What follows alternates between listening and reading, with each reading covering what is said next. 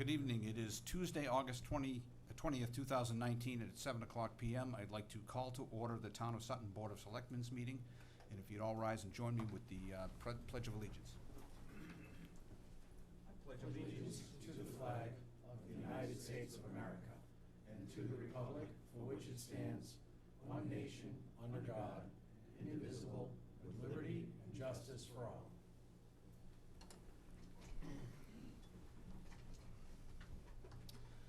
Tonight, before we get into our regular agenda, I would like to have a moment of silence for Daniel DeLima, who, as we know, was tragically killed in town here last week.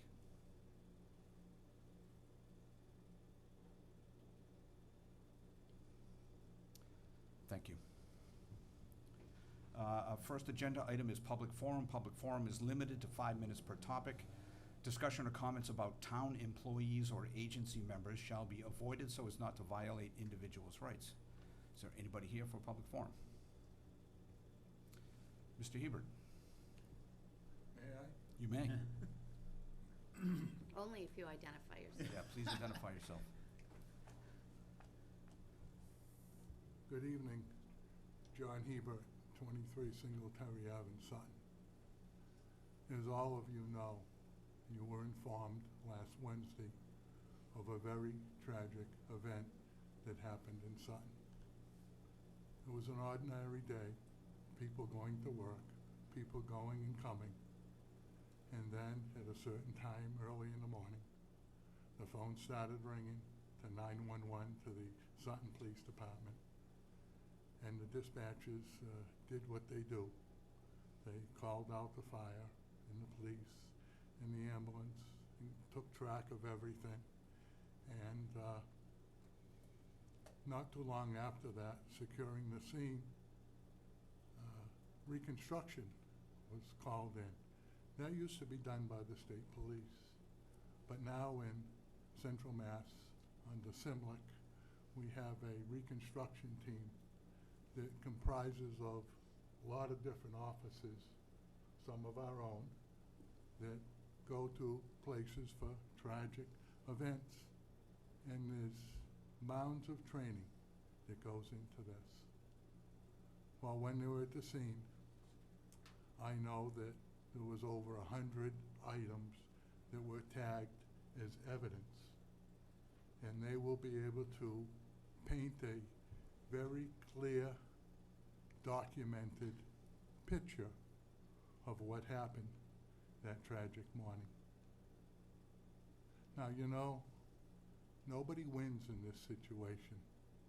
You have the victim, you have the suspect, you have the town of Sutton, you have the town of Millbury, and everyone else that was involved. There's so many to mention because it just started to flow. And once they determined from evidence or the description of a vehicle, it started to gather more legs.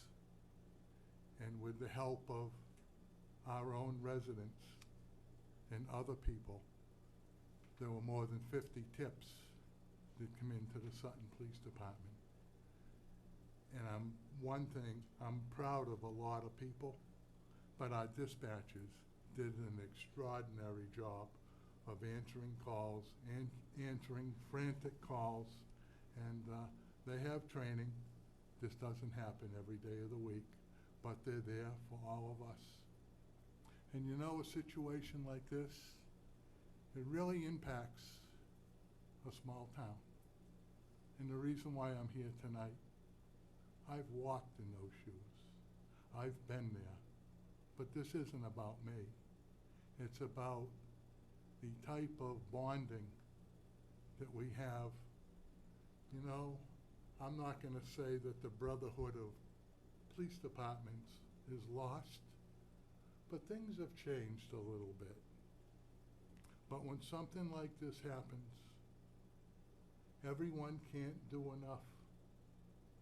You had Millbury with surveillance tapes and officers and the chief down there in Sutton, and our own team of officers here, Detective Bohannon, Dave Perry, Dennis Toll, and his whole team.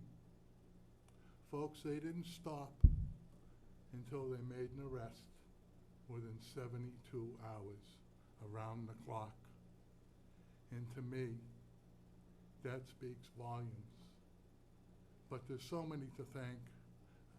I wouldn't know where to start, but the Mass State Police and the Connecticut State Police and Joe Early coming out to Sutton and giving a couple press releases to inform all of us on the update when he could and when it was a good time to do that. And his district attorney, Jeff Travers, he's nothing but the best. You probably know him, Wendy. I do, From the actually. courthouse. And a time like this, everyone just comes together. And I've told all of you many times, and you're probably going to hear it again from me, that we're more than a dot in Blackstone Valley. We're more than a spot in Central Mass.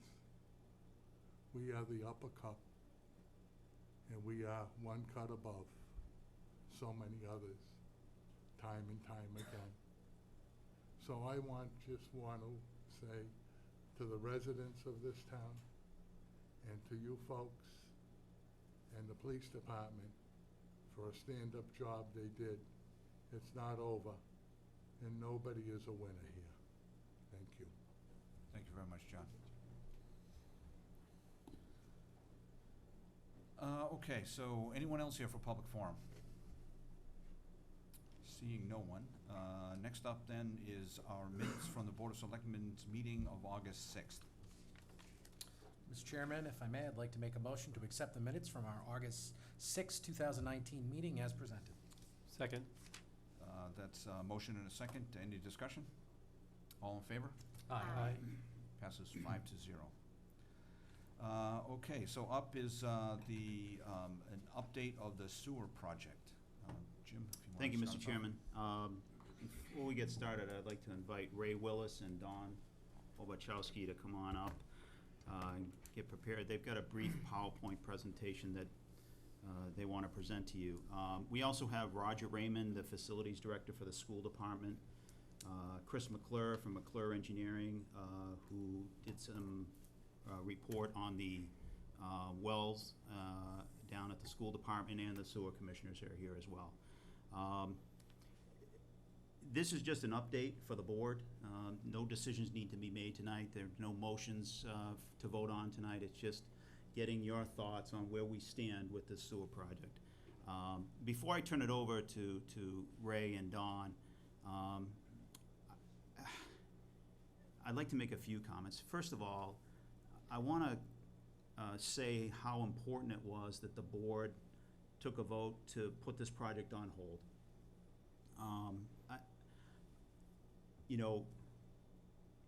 Obviously we were moving fast and ready to go to Maytown meeting, and you essentially told us, go back to the drawing board. There are a number of questions that we have and a number of issues that we have, and we want you to take another look at that.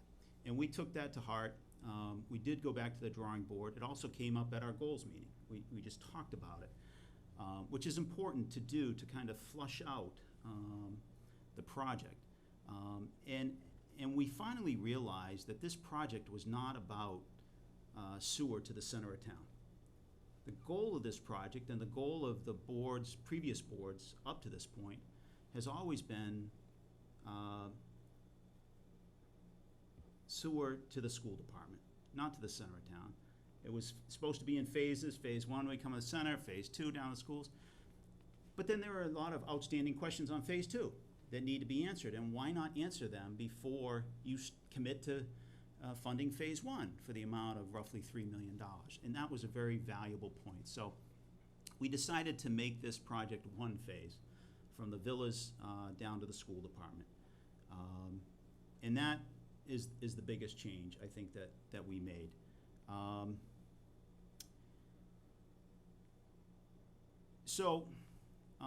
We did go a little further.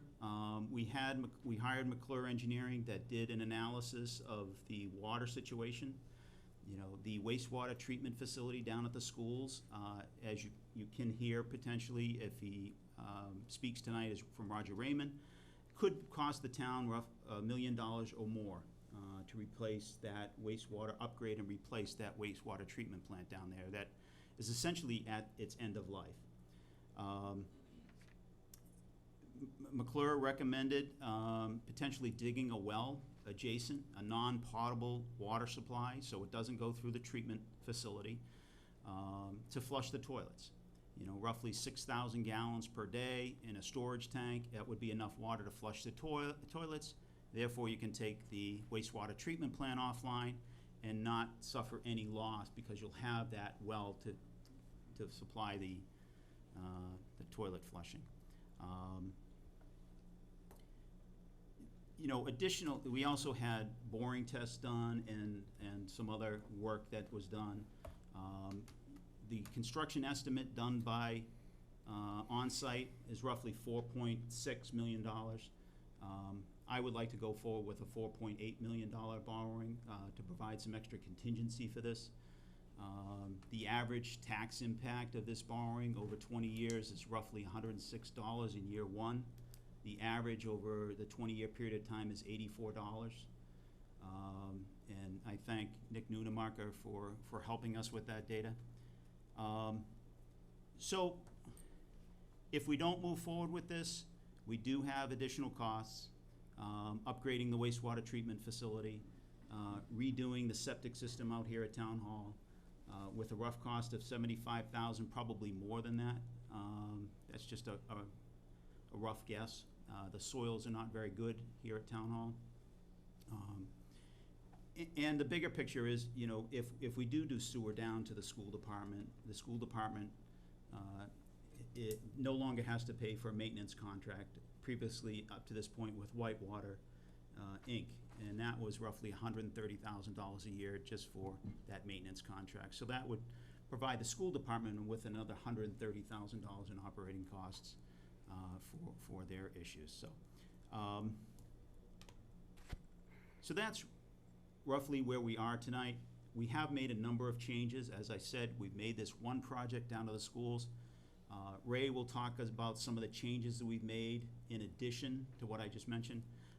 Some of them very significant, but I do appreciate the board's feedback and comments from April and from that point on. So hopefully, you know, this is a positive report and we can go forward from here. So, Ray? Nothing left to say? Great. Yeah, no. Well, I was gonna say, Jim, I think you did my whole presentation for me, so I gotta start from All right. scratch again. You get a consultant fee for that? Yeah, I guess. Well, first of all, thank you for having us back here tonight. Glad to see you all. We have prepared a little PowerPoint presentation. I don't know if we can throw that up on the screen. There we go. Warm up for a second.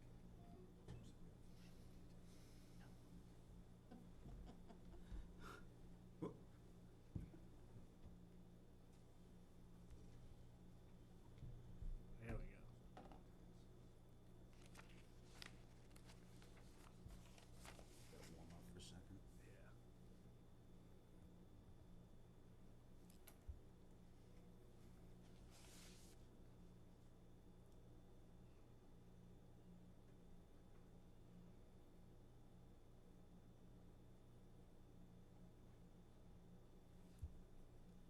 Alrighty. Oh, we're close enough, I guess. Yeah. Once again, for the record, my name is Ray Willis. I'm the project manager for this project for on-site engineering. What we did is put together a quick list of what we've changed since we were last here in April. In our constant contact with the sewer commission, the town manager, we looked at the entire project, listened to what the board had said last time, and made some great changes, we think, for what could be a very successful project. So the first thing we've done from our last proposal is, instead of having the sewage pump station on Singletary Ave, we've relocated that down on Boston Road. What that allows for is for gravity collection from the town center on Uxbridge Road all the way down to Boston Road, right around 254 Boston Road. So we've took away a lot of the pumped portions of the system and replaced that with gravity, which means overall less work for the system. We revised the layout on Singletary and Cole Ave to be a low-pressure system. Based on the grades of that road and looking at what it would have done to ultimately, with the pump station at Singletary Ave, it made sense to change that portion of the route to a low-pressure system. Hearing what we did at the last meeting, we've revised the design to provide service connections for all the parcels along the route. That includes the force main sections as well as the gravity, of course. Since our last meeting, one of the things that was talked about is one of the long-term goals of this project, or how it may have started, was how can we get the Sutton School campus connected to a public sewer system instead of having an on-site treatment plant. So with that, we worked with Don at the Sewer Commission, looked at the different scenarios to lay out a collection system which would service the school and also all the parcels along that route. In an effort to properly assess the subsurface conditions, we performed geoprobes last week just to assess where bedrock is and ledge. The good news is based on our estimate, what actually came in was under what we had previously thought there may have been. Of that entire route from the school campus up to the downtown area, we have about 1,400 linear feet, which has ledge encountered somewhere between 1 and 4 feet, but the remainder of the route is pretty clear. So that was very positive, which we put into our cost for the project. So since our last time here, listening to all that we're trying to achieve with the project, we updated, excuse me, jumping ahead too much. So this is the sewer route in totality. So on the actual figure, we show it as phase 1 and phase 2, and that's just our designation, so we didn't get the two projects confused on our end. But as Jim said, we are looking at this now as one entire project. So what it would consist of, you'd have reutilizing some of the tankage down at the existing school's wastewater treatment plant, running a force main up to the center of town. Along Cole Ave and Singletary Ave, you would have a low-pressure system. Along Uxbridge and Boston Road, which is designated as the green, that would be the gravity collection system with the pump station around 254 Boston Road. From that point, you would pump to the existing sewer manhole right at Clubhouse Way.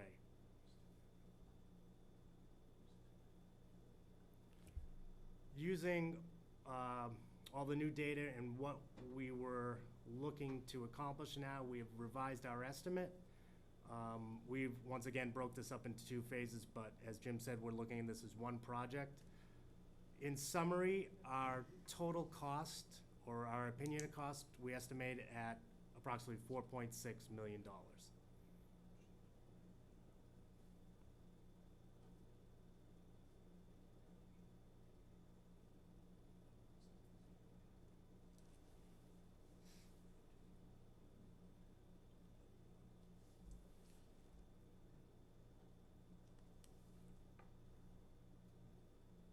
So at this point,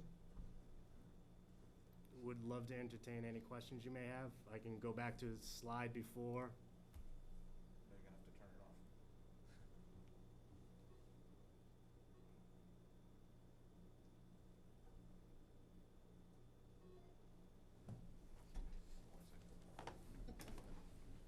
Don, do you have anything to add?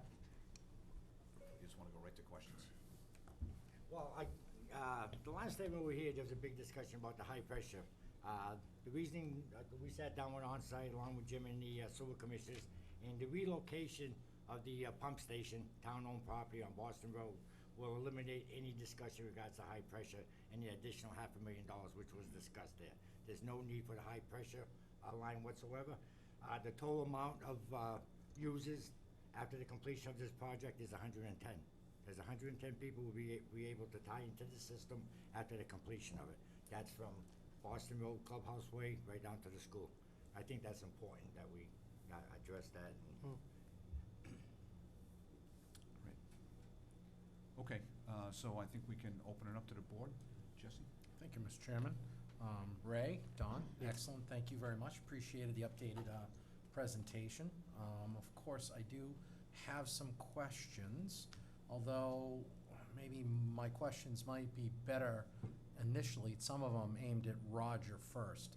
I definitely appreciate the fact that Jim, and as well as us, as our colleagues on the board, decided to push for the inclusion of the school. And I definitely think that should be the message, that the purpose of this is not to change necessarily the footprint of the center of town, but to service the school. But on that, there are some questions that I would like to bring out. Roger, do you know approximately when the system was put in, the treatment plant? Yeah, about 1999 to 2000. Why don't you come up and speak into the mic? I got a couple questions for you. And then I'll go to the project as a whole. Yeah, it was around 1999 to 2000 when the elementary school was built. Okay, what was the estimated normal lifespan of such a? From what I've been told, right around 20 to 25 years. Okay, so it's performed up to Yes. around the estimated contingency. In the 2 decades, has the technology for such systems improved, or is it still the same? The particular technology that's there is a Xeon filter system. I think that's pretty much stayed about the same, although they have revised the filter itself and the cage that goes in, because they found that the cage, which we're replacing now, as a matter of fact, has rotted out, so they've gone to a stainless steel cage. There is a newer system out there, but that's, we do have to do a total overhaul to put the new system in there. But as far as I know, the existing system is the way it is, and there's no major improvements that I know of at the moment. So essentially, if we were, and Jim, correct me if I'm wrong, if you said a new system would cost approximately $1 million plus? That is the estimate that Roger has given me. All right, so if for some reason voters at town meeting reject this proposal, that's something that I think people need to be aware of, is that we would have to invest $1 million plus today for a system that would get us 20 years, and then the issue would come back again. And I'm sure 20 years down the road, it would be much more expensive than it would be if we were to go down that route, correct? Correct. No question. All right, and in addition to the $130,000 or so that it costs to maintain the system, a lot of that has to do with normal maintenance, correct? That's unavoidable. A lot of that right now has to do with the normal running of the building, the testing that goes on, the chemicals that go in there in their day-to-day operations. And then there's a separate line item which I think added up to another sum of money for actual repairs of things that aren't covered under the contract, like blower motors and pumps, the leak that we had. This past year, just to give you a rough idea, this I think I reported at my meeting, but it was to the school committee. I think we were at a tune of close to $48,000 with repairs, and that was up until about the April timeframe.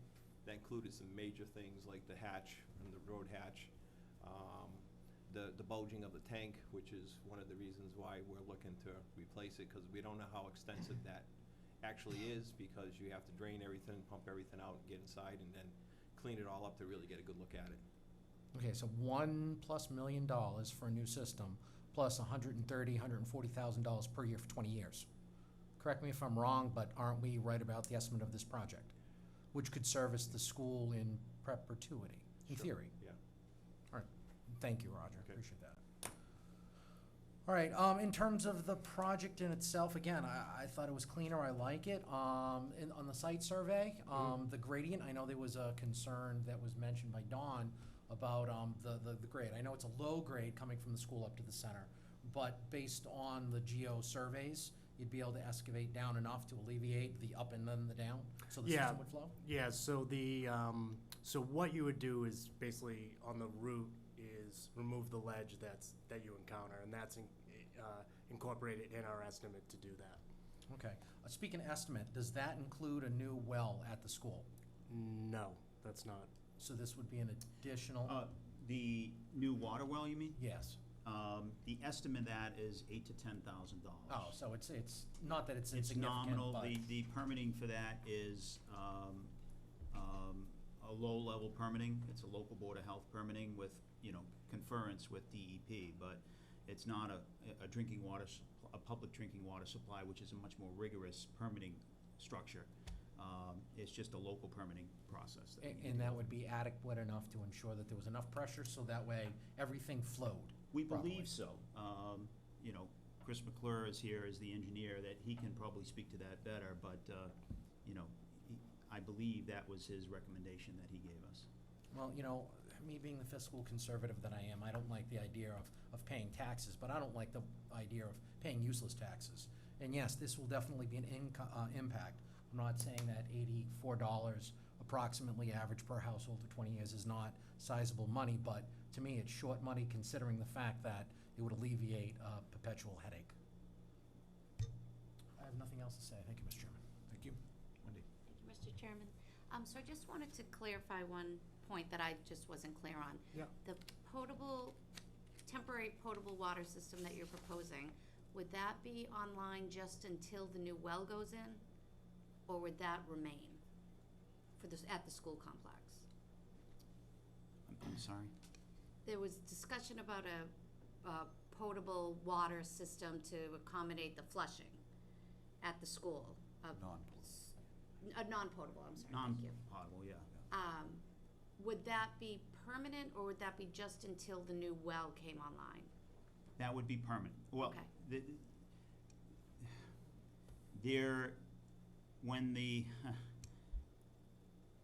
Eventually, we will dig a well that will be permitted as a non-public drinking water supply, and that will provide enough water to replace the gray water system in the wastewater treatment plant. Right. So prior to taking the wastewater treatment plant offline, we will have that well dug and permitted and ready to go and just switch it over. Okay. And then that will go into a tank, and that water will be enough, 6,000 gallons per day, which is the high end of it, which is a relatively low amount of water that comes out of a well. That would take over for the wastewater treatment plant. Okay. So it's almost simultaneous switchover. We wouldn't take the treatment plant offline until the well is dug and permitted. Okay. So if I heard your question right, if I can interject, the well is the non-potable water supply. Okay, that's what I was trying to clarify. I Okay. wasn't sure. And I appreciate the actual figure, Dawn, of the 110 tie-in users, because at the last presentation, I don't know that we had an actual idea of what the numbers really look like, so I appreciate that. And I appreciate you guys taking the time to go back and do this, because I think it's a much more comprehensive and logical presentation, so thank you. That's all I have for now, Mr. Chairman. Thank you. Thank you. Jonathan? Thank you, Mr. Chairman. And thank you, Ray and Don, and also Jim, for taking our feedback and making this modification. I think this is a much better path to take, as my colleagues have stated. I think this is definitely heading in the right direction. One of the questions I have is, around these 110 people, have we done a survey or have any understanding of how many of them we think will tie in, or is there a typical number? Because I know there's cost for them to tie into the system, is that correct? Yeah, at this point, we haven't. Do you want to address that, Don? I believe what the, contingent upon how we progress in regards to the town approval and that would be the next step in us, regards to throwing out flyers, going door to door, get a quick, estimate of people who are interested in tying into the system. And from that point there, we need to know how many grinder pumps that we're gonna, that's gonna need, how many people on the gravity system and all that, and contingent upon the, article being approved. that would be the first step that we take after the approval. And what is the typical cost for a grinder pump and also for the process to tie in? The grinder pumps is about, I would say, right now, probably about 6,000. That's just for the grinder pump. And you have to think about the construction aspect of it, which you can add probably another 6,000, which is about, I would say an average about 12 to 15, depending upon what you have on your end of it. You know what I mean? What I mean by that is the people going down to school. I mean, if you got ledge over there and all that, we're just running about a 3-foot bucket, running an 1.5 inch line, and staying the depth of between 4 to 5 feet. So on that there there was some discussion, and we haven't really sat down with the administrator yet in regards to the connection fee cost and that. I know that what we did out with Manchog and even out in Wilkinsville in the earlys, that they set a time period on the people to tie in, that if you're interested in tying in, that the connection fee would be waived, in which the people could apply that $5,000 connection fee towards the purchase of the grinder pumps. Okay, yeah, I definitely am interested in kind of the number of understanding of how many people are interested in tying in. I think it's an important aspect of this. Right. There's obviously a cost involved, and also, what's the typical lifespan of these grinder pumps? Like, how long do they last? Well, with the grinder pumps I have, I'm going on 17 years on Huff Road, and everybody on Huff Road, and it's the same make and model. I mean, what I've done when I came on board, I purchased one make and model, which this is the Myers. The reason why I did that, now if there's a homeowner who has problems, I can assist the problem. You know what I mean? I can help them by keeping the same make and model. I mean, people can go and get there's different kinds, there's E1s, you know, there's various other kinds pumps that you can install. However, with the Myers pump are user-friendly. E1s are not user-friendly. And, you know, I know some of the people on Railroad Road, long before I got here, they got the E1s. And, you know, we've had a couple calls out there, and we really, you know, I can't keep stock for all various kind of brands of pumps and all that, but So you don't have any necessarily, you have a recommendation of people, but not necessarily, they're not. they can put in whatever they They want. can buy whatever they want, that's absolutely right. I mean, I think it's definitely cheaper than a typical septic system We're around looking here. at $40,000 then, you know, for a septic system, at least. Another question I have is just around the high pressure line. Now you were able to eliminate that, you were able to drop the cost of what was phase 1 by $500,000. That was the figure to run an additional line for the people in order to connect. By relocating the pump station, and again, I thank the Board of Selectmen for that. You brought a lot of good points out, and we went back to the drawing board, relocated the pump station, and that to me, that was, you know, according to Ray and us, that was very big. And I want to thank the board for that. You know, something else we included, obviously, as the board has kind of mentioned or suggested, is that we've created a system that everybody can tie in. There is no, people can't tie in, and you know, where in the past there was some question of whether people could tie in and adding an additional line for $500,000. That has all those questions have been answered, and now there will be laterals out to every property line for people to tie in. Great. And then, as I kind of calculated it, you know, if we were not to do this, and this goes back to Jesse's point earlier, it would be $75,000 for a new septic system, potentially plus or minus, right? Ballpark, It's yeah. bad soils, larger building, a typical house, and I know the house next door had a pretty pricey septic system. $1 million plus or minus to replace the system, and it's got about 20-year lifespan, so a run rate of 20 years is about 2.6 million. So you're talking about $3.6 million every 20 years. And this project is 4.6. So what is the maintenance cost of a typical system of this size per year that you're gonna have to add to your budget to maintain this system? My average pump stations, and especially with the exception of Blackstone Street, I refer to my mother station because everything from Wilkes gets pumped there to town Millbury. We're looking at average between about maybe $7,000 to $8,000. $8,000. Yeah, that's just for electricity, propane, Yeah. and you know, of course, maintenance is free. So over that same period of time, over 20 years, if we were to go this route of adding, you know, a new sewer line through to the school, you know, it would be a lot cheaper. We're paying $130,000 to maintain the school's sewerage plant right now per year. If we put this new system in, run rate per year to maintain the new system, a new sewer system would only be $7,000 or $8,000 per year. Correct, right. Right, so And you're collecting sewer fees from the users as well. Right. That was my next point, you're right, Dave. Yeah. Absolutely right. The sewer fees will more than sustain the cost of the operation of the treatment plant, of the pump station. All right, so yeah, I think for me, I mean, at this point, you've answered a lot of my questions and helped clarify things, I think, for myself and for people listening. Like I said, I really do appreciate you taking the feedback in. And also, I'm really interested to see the feasibility of the school, getting from here to school. It sounds like it's not gonna be too big of a deal, but I think that's gonna be the most important piece for me in this whole thing. But I think this is definitely a step in the right direction. I think the only thing that I am still a little bit concerned about, and this is outside of your concern, is more or less the potential impact, on the town center as far as potential development could go, and that's just something we need to sit down and figure out, like what are some mitigating factors and working with the planning board to work that out, because I know that's a concern of a lot of people. Sutton Center is kind of a very special place, and it's something we're going to consider as part of this so that we can help. I believe this is really important for the schools, but we also have to factor that in, because I think that's going to be something we're going to have to deal with as we move forward with this, on top of just the facts of the costs. So I think that, to me, is equally as important as the amount of effort we're putting into this, into the design. So, thank you. You're welcome. Jeff? Thank you, Mr. Chairman. Thank you also for coming back and taking a fresh look at this and coming in. I had my initial thought really goes along with what Jesse said earlier. We have $1 million problem down the school right now.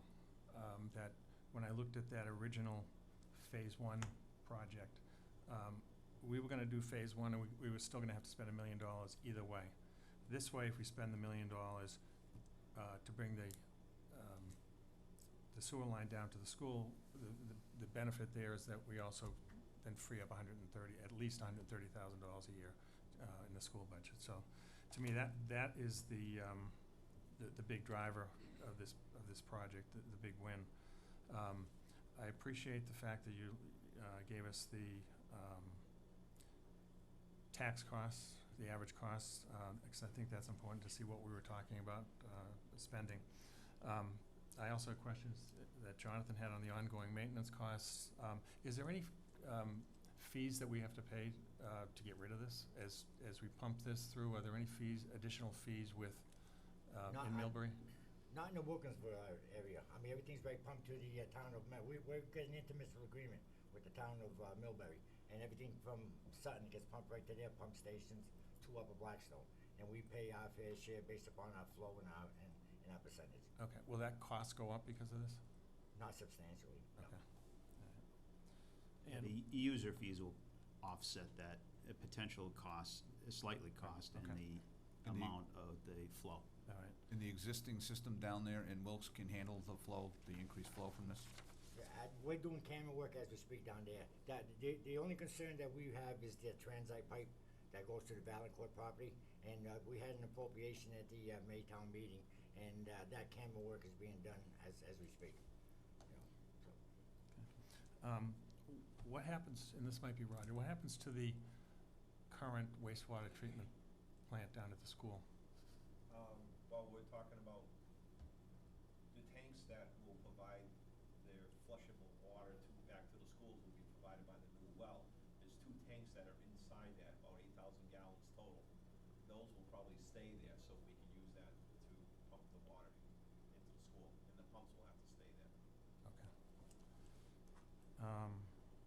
I had, and this might be a question for Chris, there was, in your report, there was a sentence that was a little bit ominous, and it might just be just an explanation of the well. It says, given the level of effort that has been taken to date to upgrade the existing water system and the status of the wells, the town should be cognizant of the potential impacts on these valuable resources. Can you just explain that a little bit? Yeah, sure. I was obviously involved with the upgrade to the water treatment facility during the school renovations, and obviously potable water is a very valuable resource.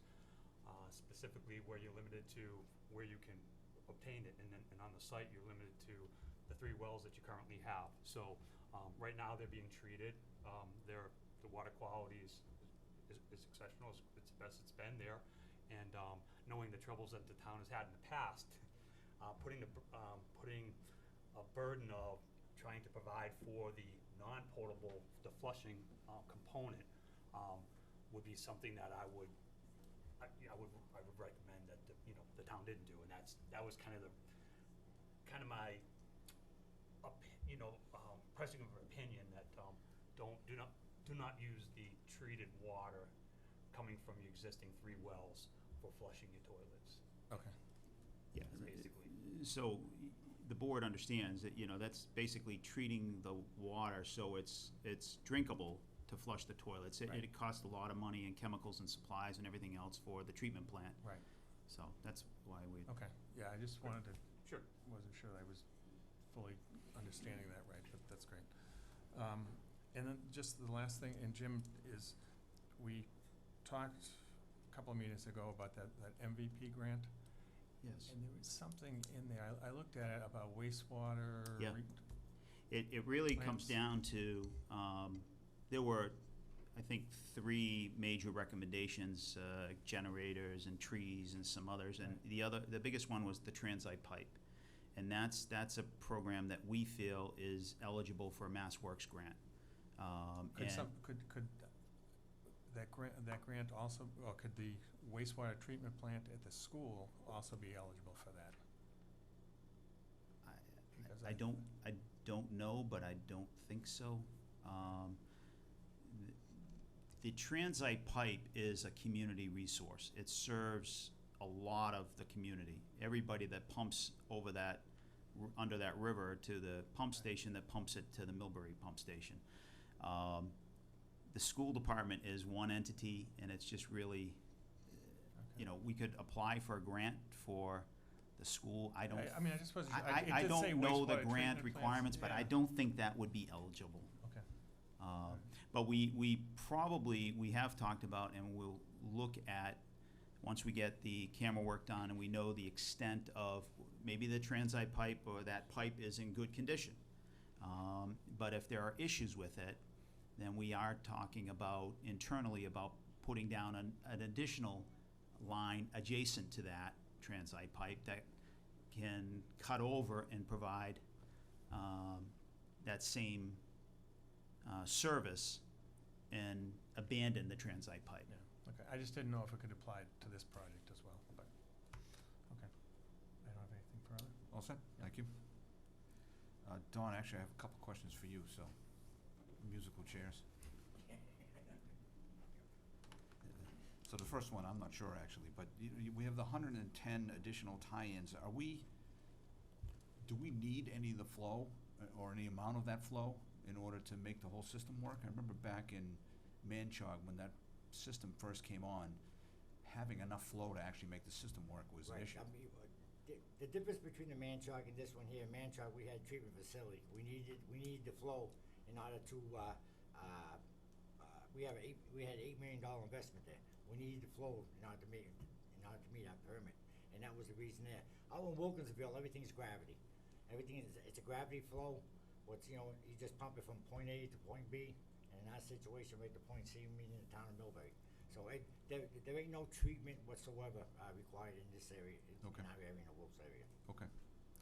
And going back a long time, you were talking about earlier, you had the grinder pumps, and you used to actually inventory some grinder pumps. That's what we did in the Manchog project, because we knew in that area there. What we did is, we get a better deal, being in the town does, because we bought in bulk. I believe we bought maybe about 30, 35 of them. And what we did, we sold to the people at cost. We didn't make anything on this here right now. And will this be the same scenario? I don't know. That's yet to be determined. But I mean, I would strongly recommend that we will keep the same make and model that we have. And and I think we're here to assist the people. And my recommendation will be to the commissioners and of course to the board of selectmen and the town administrator that we purchase the tanks. It's everything. What I mean by everything, it's your tank, it's your pump, it's your alarm system, and it's your float system. Everything's all contained in the tank. And it's, and again, we like them because they're user-friendly. You know, they really are.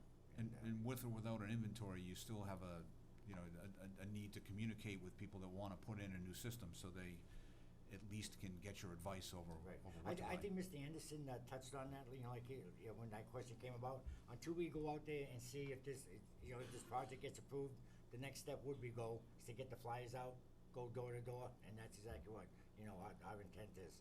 And then we'll have a better idea of how many people, that, we need to order for tanks and things like that. Okay. Can you give us some idea what the Singletary Ave piece of the project, like how that fits into the whole project, why we're doing that part of it? You know, to me, like you could, Down to Cole. yeah, Well, you've got field systems in the center here. I mean, not just down over here in the town hall, you've got them going down Cole Ave. We walked Cole Ave in the wintertime, and it was like a swamp, you know what I mean? And we can just let it go there. But, I mean, all the way down on Singletary Ave, Dave, it's all clay. You could actually, when you dig it, you can make a softball out of it. There's no seepage, and I think Ray can touch up on that, you know, more, but that's what our test buildings told us. And if you had to try to meet the criteria for a septic system today, for, you know, with the state, you wouldn't have any households on Singletary or in the center of Sutton today because of the new criteria in that in regards to the standards that are required for you for septic systems. That's why a lot of people, you see these raised systems, there's no place to go. No place to go but up. You know, I mean, I particularly ain't a fan of the raised systems, but, and this will address a lot of failed systems that we have, you know, in the center. so it's really just an opportunity. We're doing it anyway, we're already doing the work, so here's a chance to extend the line to a place where there's need. Absolutely right. Okay. Right, Dave. Okay. So, we have come this far. What are the unknowns at this point to be able to, you know, sign off on kind of the project as a whole? So, we took it from this phase 1 thing, we've added phase 2. Do we have anything that we're still working on that we need to answer before we know that everything kind of comes together? My personal opinion is it's a win-win situation for the school, you know, and of course for the need that we have to address the needs in the center of Sutton. And all the legwork was done. I mean, I remember when Jim first he came on board, we were going back and forth for almost 2 years with the intermunicipal agreement with the town of Millbury in regards for allotment and so forth. Jim stepped up, you know, got a hold of the town administrator down in Millbury. Within a week or two, everything was all lined out, and that's important. Right now, I mean, we're pumping maybe 200,000 gallons. We get allotment for almost, 800,000 gallons. I'm not gonna see that flow, you know what I mean? None of us here will, but it is a good intermunicipal agreement. You know, we move forward on it, and we bought into it in regards to town of Millbury. The one question I guess I would want answered is a little bit more of an understanding on the well with the non-potable water. That to me is I think we could get a little bit more work out of Chris and just determine where the well would go, how close to the pump, the wastewater treatment plant it would be located. What would it use for a storage tank? Would it be the storage tank within the wastewater treatment plant? All of these kind of detail level. I don't know that's enough to hold up the project, but that would be one question I still have on my mind. How much that truly would cost, that's just an estimate. And how mechanically, logistically, that system would work. And there's no concern that something will come up and you won't be able to actually dig that well? Well, Please. So currently there are 3 wells on the site. The newest well, 04G, we pump tested for 10 gallons a minute. So in this case, 6,000 gallons a day. Let's say 10 gallons a minute is 14,400 gallons per day. Half of that, 5 gallon per minute well, which typically everyone would like to, they like to have those at your house. It's going to give you 7,200. You currently have an interconnection from your from the water system, the existing water treatment plant, to your wastewater facility to supplement your toilet flushing if there's an issue at the wastewater treatment plant. So you kind of you do have a backup there. You'd like to, there was a well, O3G. Unfortunately, when we put O4G online, the state made us take O3G off. We had the foresight knowing this was coming. That well did make some water from what I recollected, but they weren't able to tie it into the water system. But that has since been. But Roger would know more historically, if you install the well there, what it makes for water. But we do see each of those wells, O1G, O2G, and O4G, can produce over 5 gallons a minute, and O4G was even between 10 and 15 gallons a minute. All right, so same question. Is there a concern about being able to dig that well? Not digging it, Yeah. it's just we cannot determine the quantity it's Yeah, going okay. to produce. Okay, the So, volume. Is there a way to get that information prior to town meeting? well, you could go ahead and advance on that well. I mean, and you'd be able to get the pump test in, and for short money, I mean, like, with the scope of this project, we're talking about a well, $7,000, $8,000. We're not going to design the pump, but you could get a temporary pump in there and do a pump test on it, and we'd be able to tell you exactly what it is that you have as far as quantity and quality. Okay. And All I right. think that's a good short money investment to satisfy any concerns you'd have with that source. And any other lingering kind of concerns that are out there, or? That sounds good. Yeah, I have thought about this a lot, but, sometimes I get too deep into the weeds. I do think understanding that there is a replacement for the gray water system is an important Yeah, question to it's have big. answered.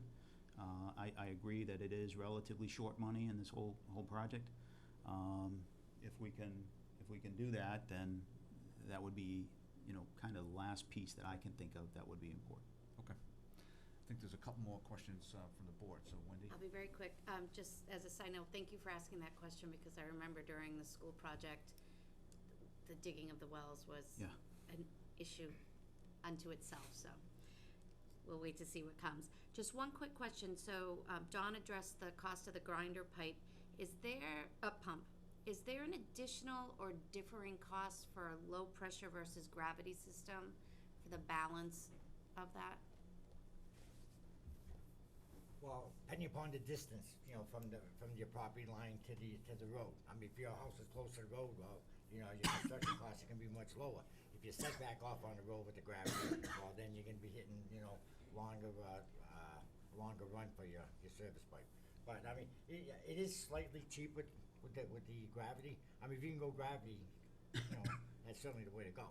But, in this situation here, what we got here is that, again, Jonathan Hanson touched up for $5,000, for $7,000 for grinder pump, But you've already made that determination. I'm just looking at your spreadsheet here. For each individual residence or municipal building or church, you've already determined whether it's gravity versus Oh, yes, absolutely right, yes. low pressure. Yeah. So that attendant cost will be included in addition to the grinder pump, based on the distance That's from the road. correct. Right, that's it. I mean, when you had the graphic up there, the red lines were showing where the high pressure was, the green was showing where the gravity was. And I think it's why, which is very wise also, is to bring it up to Uxbridge Road. I mean, if we owned that parcel of land over here, up there, to bring the gravity up there, I think it was a good decision, to bring it up that far. Uxbridge Road has gravity, so. All right, that was my question, thank you. Yeah. Great. Just Thank you, Mr. Chairman. I had one more question for Chris, if I may. All right, I'm trying to wrap my head around a point that you made in terms of the overall scope. And correct me if I'm wrong, please, but I imagine the school parcel being like a big cup of water. And you have different well points, currently 3, that are like straws sipping out of that collection system, correct? Not quite. This isn't if that was a gravel pack well, if you had overburden there, so we're pulling out of bedrock wells. So, it's not quite. tough to picture it in that manner. Okay, well, again, I'm not trying to pretend I'm a water expert on TV by any means whatsoever. But I'm not necessarily concerned about another straw going in, so to speak. Sure. But there has been talk about potentially developing the school site a little more, like potentially putting in a school turf field, something like that. Would that impact the flow, having a hard surface, the flow of water and the ability of the wells to collect it? No, I mean, I would envision this well going behind the school, by the wastewater treatment plant. We would not want to put the well anywhere near the existing 3 registered public water supply wells. And there is a wet area down, behind the school there, and we can develop a well as long as the conservation and Board of Health approve it, adjacent to that area. So I can't see it being impacted. When we were pump testing, I will tell you, when we were pump testing 04G, which is out by the tennis courts, we did monitor the levels in 01G and 02G and didn't see any impact at that 10 to 15 gallons per minute. Okay, good, because I would hate to have a potential solution today create problems down the road. So as long as there's no concerns, then I have no issues. Agreed. Thank you.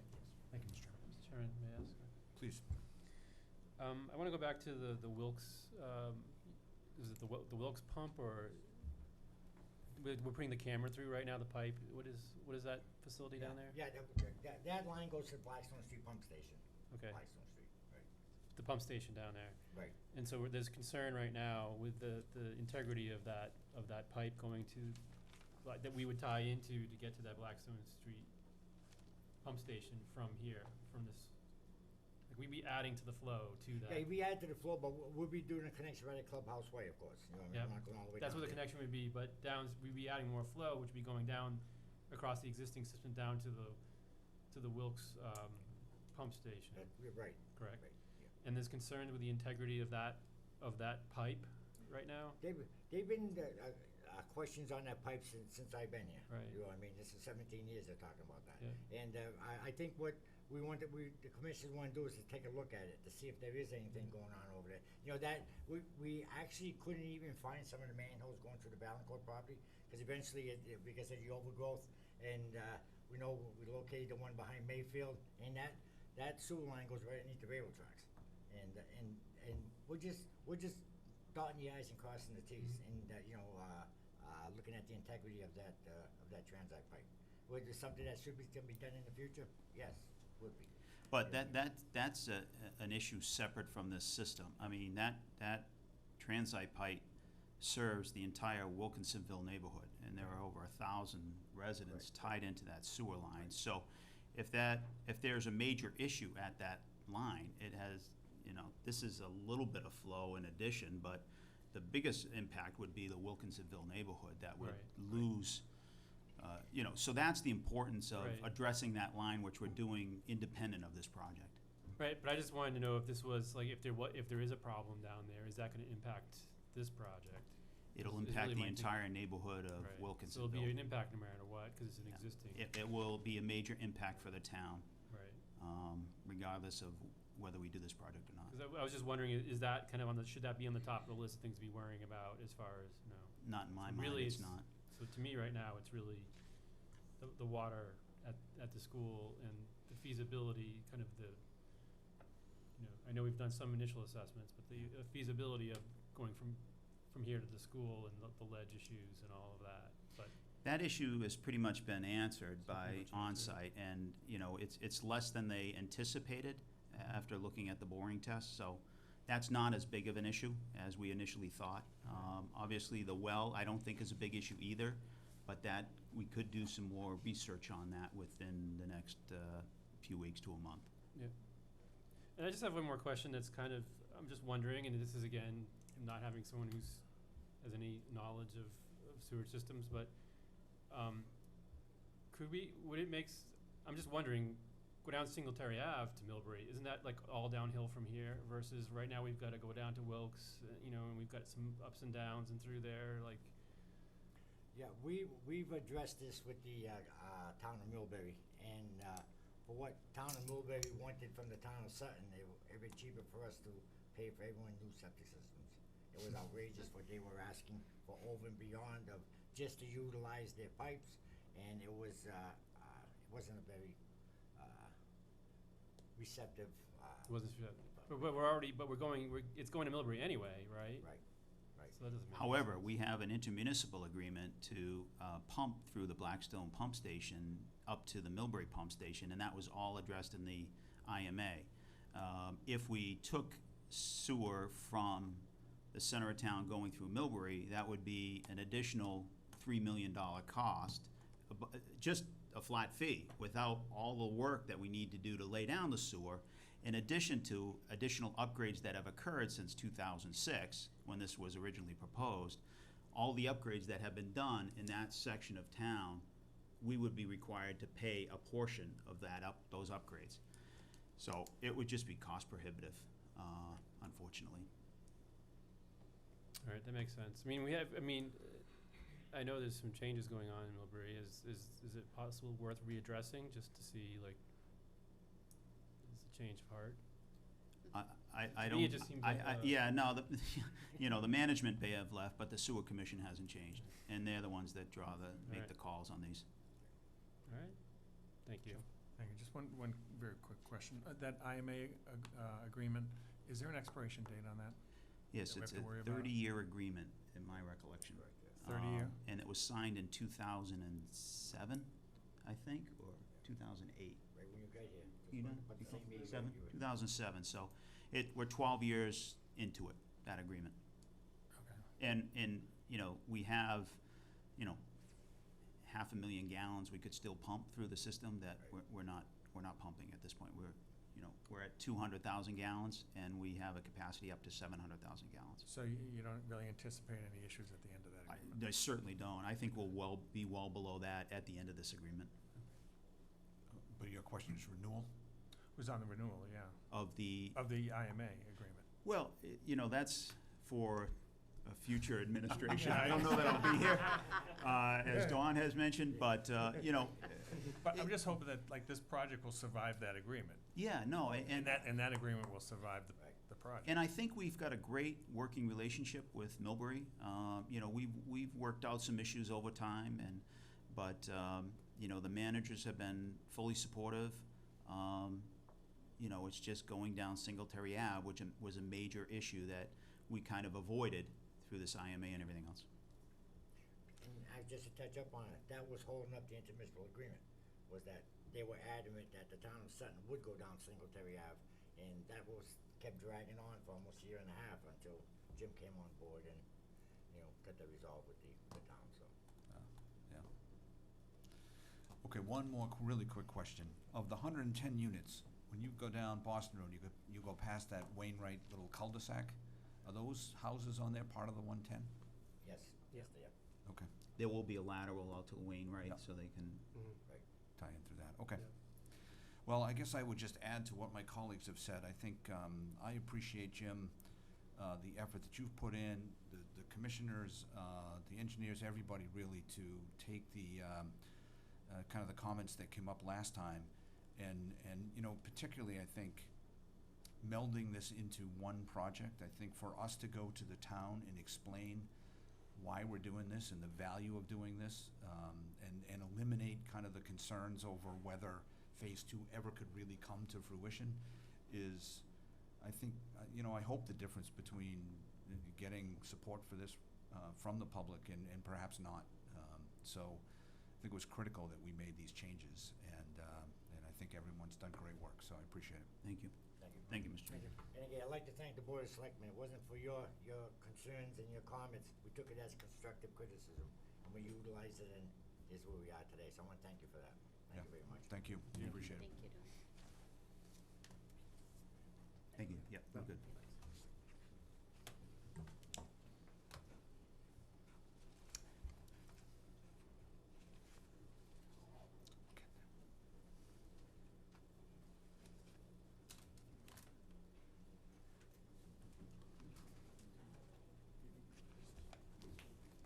So next up on the agenda is a cemetery restoration presentation. Jim? Thank you, Mr. Chairman.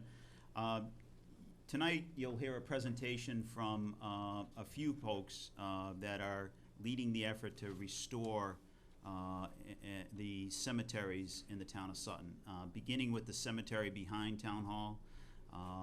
The Sutton Historical Society is the lead on this project. They have been doing yeoman's work from the start with this. But there are a lot of people that are involved with this. Ross Weaver, who did a lot of research on the cemeteries and who's buried where, and so we have a comprehensive list of, all that background. And Jim Renard from the Cemetery Commission has also played an important role representing the Sutton Cemetery Commission. To that effort, the gravestone repair and reset workshop will take place Sunday, August 25th, from 9 to 5 this Sunday out here in the back lot, the cemetery. Betty and Carlo Minucci are professional gravestone conservators that will be running the event.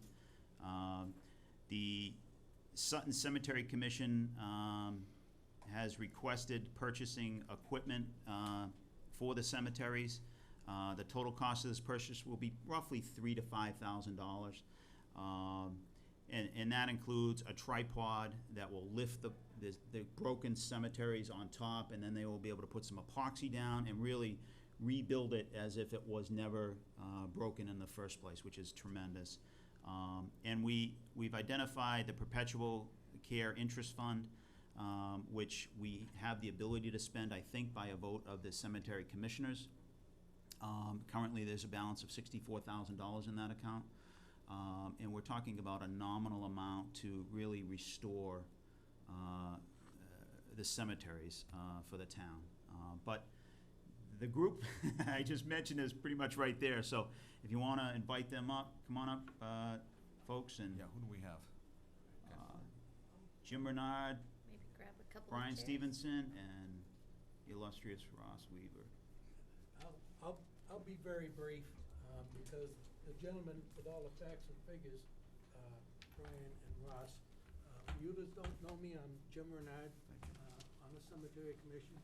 I want to thank you, Jim, for inviting us to participate at this meeting. I've given Jim as much of the material that I had, so that he could look it over and whatnot. And we agreed, and Jim Johnson agreed, that the Perpetual Care Fund would be exactly what this project would come under. It was a good fit. And I'm gonna let Brian and Ross take over, because they're the guys with all the information. Thank you. Nicely done. Hi, Brian Stevenson, 664 Central Turnpike. I am the president of the Sutton Historical Society. I'm just going to tell you a little bit about the group first, because I don't know if you all know who I am or who our group is. We have the 8-lot school, which we have the kids, the 3rd grade class visits us in the spring, and they come down at intervals of 20 kids or so, and they spend a half an hour to an hour there. Really good. That building, if you ask me, is one of the icons of Sutton. It's it's beautiful. If you have a chance to see it, those of you who haven't seen it, it came out really nice. We also we occupy the General Rufus Putnam building. We have a museum there, and I thank the town of Sutton and Jim for working with us on that, because that's your building. You let us use it. We recognize that. We appreciate that. We also have the blacksmith shop across the way here. You're going to see some more activity there. Our current blacksmith, Fran Donley, has been there for many years, and we've tried to get him to accept some interns, if you want to say. So we've got some younger people that are really interested in it. I'm amazed at how many kids younger, under 20 or so, or 20 or over, are really interested in that trade. So you're going to see a lot of activity there. Also in the spring, the 3rd grade class, they walked up from the elementary school, and they're shown some of the interesting homes in the area that have some significant Sutton history. They stop, when they get to the center of town, they look at the cow pound. the Hearst House, and they walk up through the cemetery to come to the town hall. They visit the church and the blacksmith shop. And it's great, because I think especially the youth need to remember where they're from. It's not just a place to hang your hat. And it's a memory for them, you know? So we're really busy, and we're a real small group. And the only reason I'm bringing up all that information is when we first started talking, we've been talking about doing some work at the cemetery. And we brought it up maybe 6-8 months ago, and I was amazed at the group's reaction, that they were very excited about the project, not just another project. So Ross and I went to a seminar down in Rhode Island held by Betty and Carlo, and it was very interesting. And so anyway, here we are, and we decided to put this workshop together. We've gotten some donations from the Legion Post, the General Legion Post. They've been very generous, but there's still a big gap.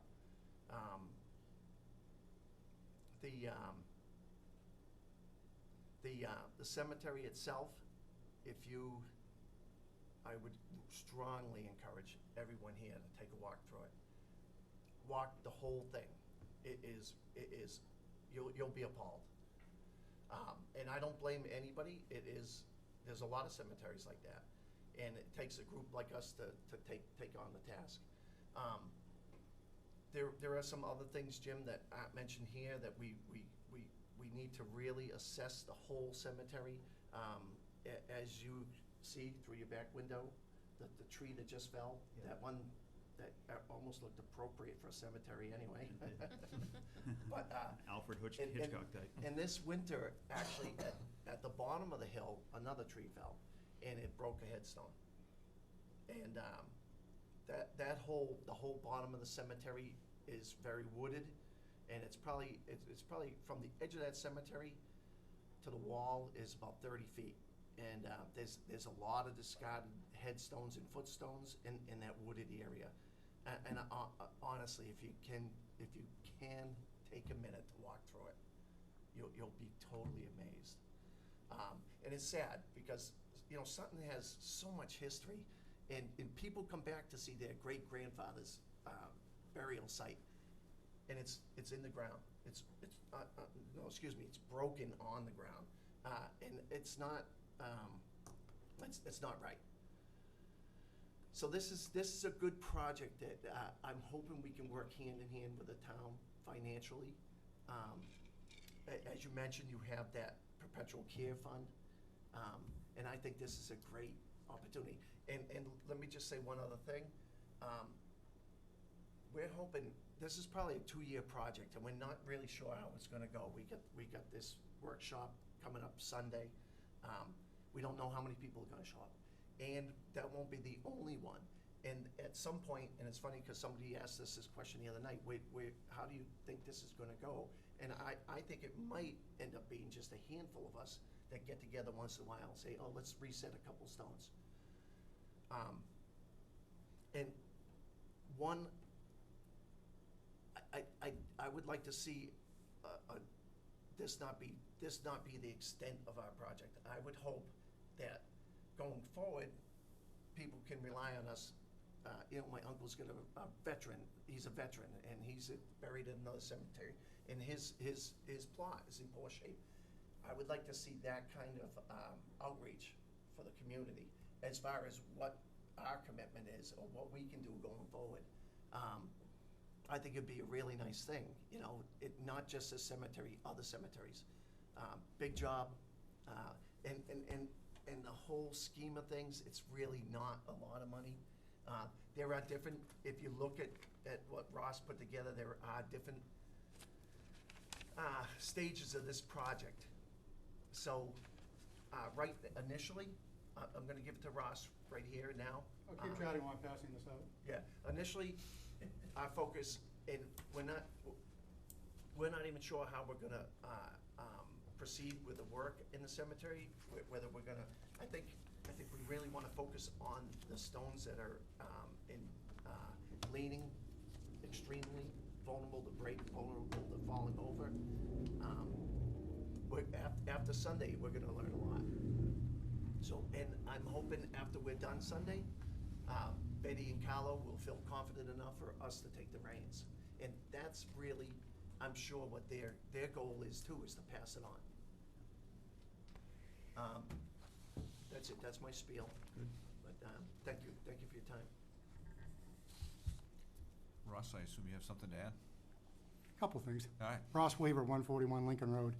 Before I get into this, can I make a comment about what you just had, your other discussion?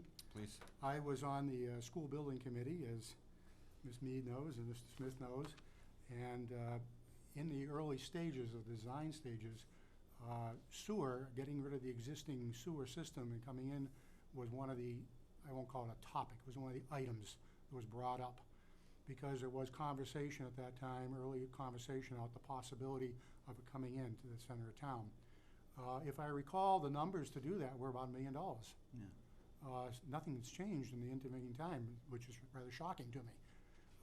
And I think, although we didn't take that to a vote because it would never got to that point, we didn't have the ability, I'm pretty certain that if we had the opportunity, we would have voted to do that, to put in the sewer system coming in and to get rid of the septic system there. A lot of discussion about, of course, the pumping system down there, the filtration pumping system and everything else.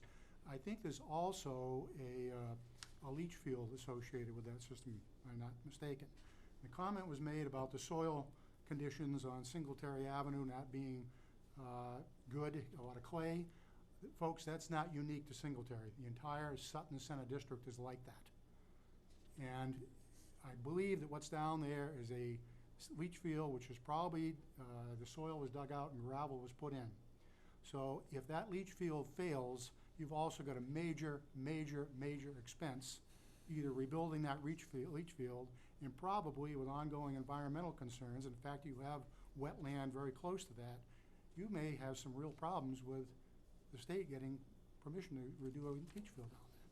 So my advice would be, if you are going to do the sewer system through here, the wise choice is to include the schools. The unwise choice is to not. Okay, on to other things. That was just an unofficial extension of public forum. Unofficial. He was under 5 minutes. This project with the cemetery rejuvenation, reconstruction, whatever, is rather interesting. I got involved, as Jim had said, I'm putting together some information here on burial sites in Sutton and who's where. And I did a presentation for the Sutton Historical Society and then joined again after having not been a member for several years. And when this was brought up, Betty and Carlo, we got notification from the Blackstone River Valley National Heritage Corridor that they were putting on a workshop down in Rhode Island, down in Providence, back in April. Brian and I went down to that. We were amazed by the knowledge of these two individuals and what they knew how to do. And that got us to ask them to come here to Sutton. Back in June, they did a PowerPoint presentation for us over at the church, quite well attended. And again, very well done. Given that they're amateurs, they're very professional about what they're doing. They've been doing this for 8 years. Betty is also very much linked in with the Historical Society. She's been president of the Burrowville, Rhode Island Historical Society since, she said 2004, something around that. So all this time, so she's got a lot of knowledge about history and the entire area. They agreed to come up and do this workshop for us here at Sutton Center Cemetery and physically show us how to do some of these repairs and resettings of the stones. They came up in the latter part of July, and I did a walk around with them for several hours out there, and we looked at different ones. They picked out about 7 or 8 stones that they thought they could work on, and I'll touch base on those as I go through this. And they're coming back on Sunday, and they're going to committing to us to spend as much as 8 hours here with us, depending how many people we get, showing us how to reset these things. And I'm sure getting several of us doing it down there at this time. We'll have materials to work with. The town is supplying us a number of the materials. A lot of that crushed stone that's sitting down at the recycling center, no good to anybody now, probably, is going to be very useful, because one of the things they want to do is they reset these stones, is make sure that there's water drainage from away from them. And they like the crushed gray stone for that purpose. So that's going to become useful. There's some 3/4-inch stone, I guess now at the DPW garage was brought in. That'll be used. So there's going to be materials that here on site that aren't going to be any additional cost really, other than whatever the stone cost, that we're going to be using for good purpose at this point. What I put together here, starting off with, I get a lot of questions about the center cemetery. About 1.8 acres total. No idea when the first burial, no official record as when the first burial was there. The 1950 history talks about the first town reference in town records in 1732, but J. Fred Humes also saying in that history that he thought that probably this site was set off as early as 1719 when the first meeting house was built. This site's there. The most recent burial, 1938, Mr. Woodburn, who was transferred here from Grafton. Number of burials, not definitively known. There's no definite record of the whole thing. A lot of work was done before our tricentennial. The Karasinskis and the Sweeneys went through the property out there and tried to spot where individuals were. The second and third page down, the second page down is sort of a grid map that they put together, which is showing some numbers on it, and that's what they put together. So it came up with, their total number came up with about 289 individuals out there, individual burial sites. That's inaccurate. It's inaccurate because it doesn't have unnamed children that are listed in some of the burials, and of course they were going according to names and everything else. There are a number of burial sites out there that have unmarked, unengraved vertical field stones, especially the closer original quadrant over there, have a number of them. So I'm guessing that probably a better estimate, somewhere around 350 to 400 individuals buried out there in that cemetery, possibly more. Also, as I comment in here, which Jim Bernard has mentioned, in the early days, it was common to mark graves with a wooden cross, and they rotted out. And of course, if they were expecting a family member to go buy a gravestone to put in there, and the family member didn't do it, then of course, we don't know where that individual is at this point. But they're probably there. The other thing that I've handwritten in here, it occurred to me as I was throwing this together that I didn't really know what the number count is. So before this meeting, I did a quick walk around, which is why you're seeing those handwritten numbers in there. Total number of stones out there, over 400. That's including footstones as well as headstones and markers and everything else. Those that need repair and reset, at least 60, 62 of them need repair. When I put the plus sign after that, there are a number out there that could use additional repair. There's chips on the edges of some of the monuments, could be repaired. They'll survive, they could stay the way they are. I'm sure there's other things that will show up as we're doing the work, saying we need repair. Number that need to be reset, in addition to those being repaired, at least 95 need to be reset. They're tilting.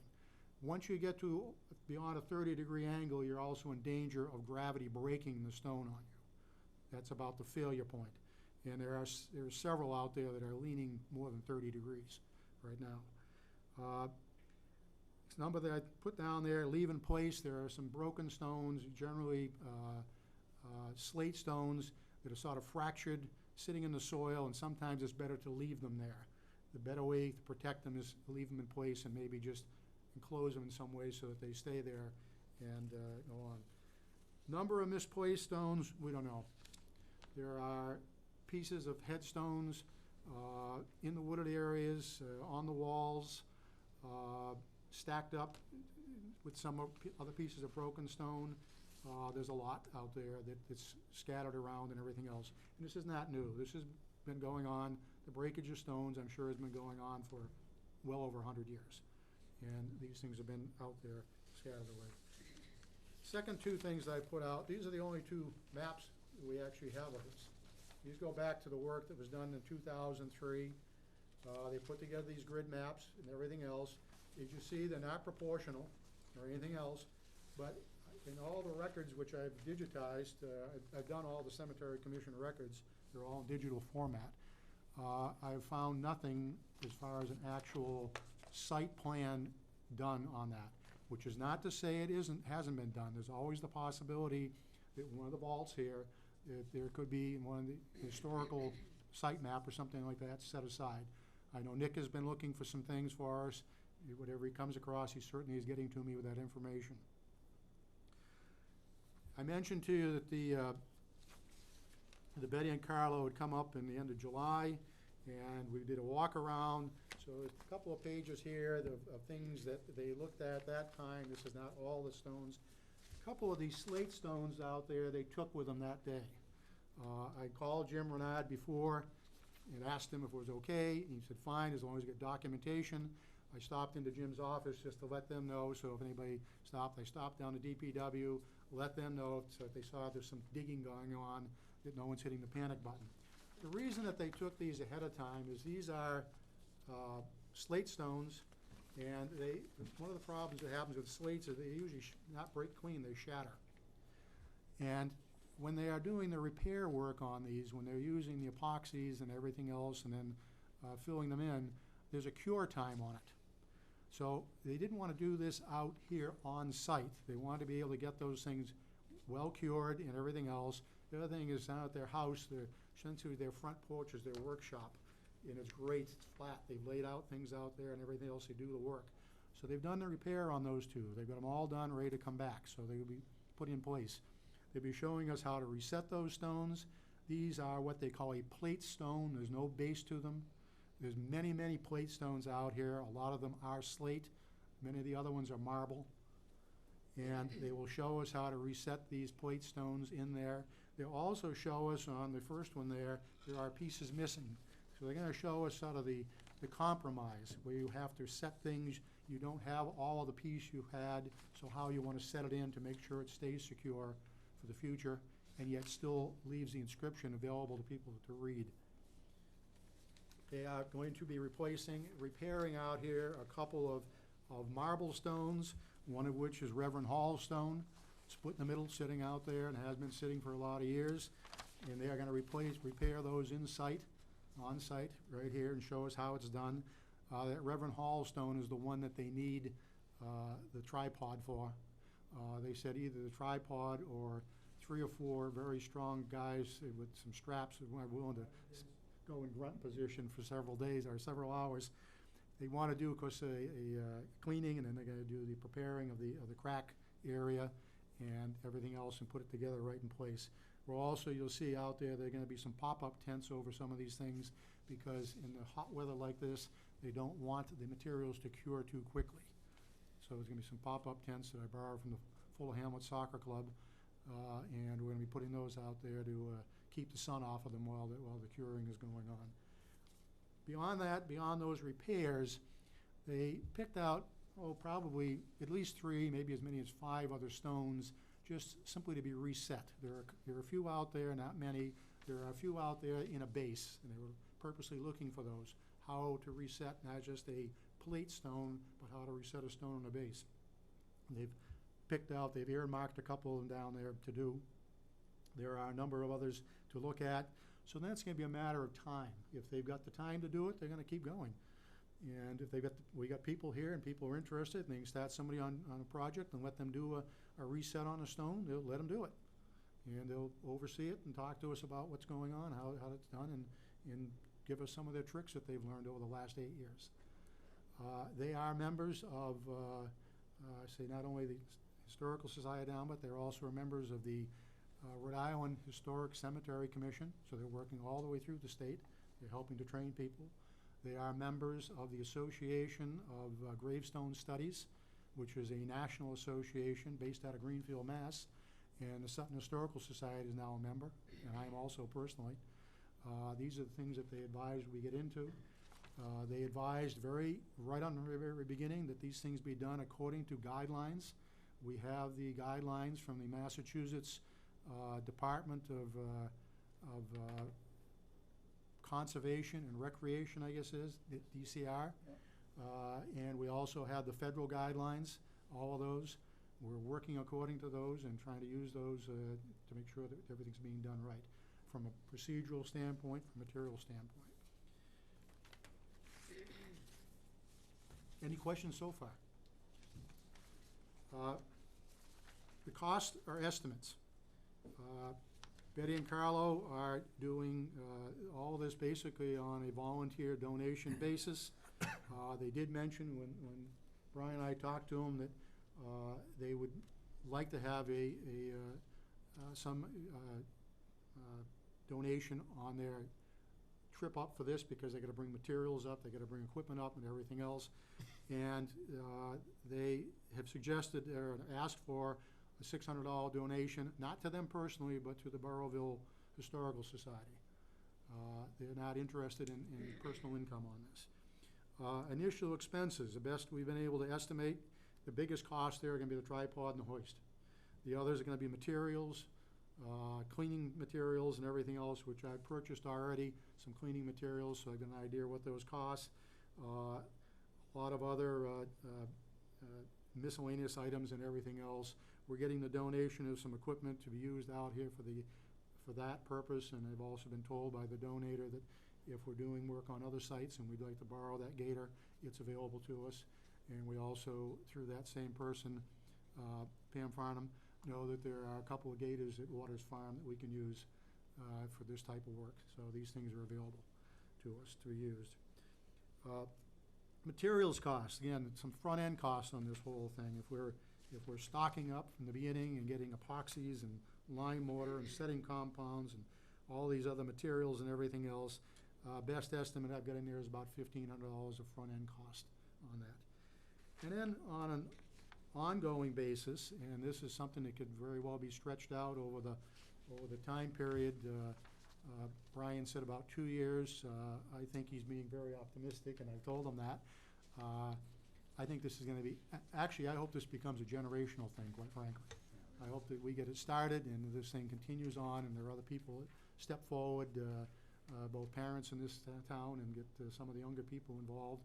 The younger people may not stay involved, but if they do this and come back to doing this type of stuff, either here or elsewhere 40 years from now, wouldn't that be nice to have somebody doing this? At any rate, I think that the operational costs here would be somewhere around $1,000, purchasing more cleaning materials, more equipment, and everything else through the course of the process and everything else. So we're looking at somewhere around a $6,000 cost on it. One of the other things that I tossed out to our committee and to the Sutton Historical Society, primarily to our committee, was the possibility of using ground penetrating radar on this. This is something I looked into several years ago. I happened to see an article, and I think it was the Boston Globe. Sudbury had hired an individual, Bob Perry, from Hudson, New Hampshire, who has much knowledge in this. And he came in and went through an historic cemetery in Sudbury, where they had a lot of broken stones, they didn't know where all the burial sites were and everything else, and he went through the entire thing. I called the commissioner over there in the Historical Commission before I got in touch. In fact, she actually gave me his phone number. She was ecstatic about what they found. If I recall, they found the stones of maybe as many as 200 individuals under the turf, pieces of stone and everything else in the process of doing this. They found numerous burial sites in it they never knew about. They were so thrilled with it that they actually had them do 2 more cemeteries for him. So I had contacted him at that particular time to get some information. Part of my family lineage is Marble, so I asked him about the Marble Cemetery, and he gave me some rough idea about that, but he said really, if he's coming in to do this, he said in small cemeteries like that, it's better off if you got 2 or 3 that you're doing at a time. So I put it on the back burner until this came up. Well, when this came up, then I had him come in and take a look at the whole thing and go through it. Pretty good-sized number, you know, $37,000, a lot of number. By the way, this is one individual. There are other companies that do this. What this breaks into, or what he does here, is he goes through and does a robotic mapping of the entire cemetery. He needs that for reference points because, of course, the data that comes out of the GPR is not site-specific. It's true.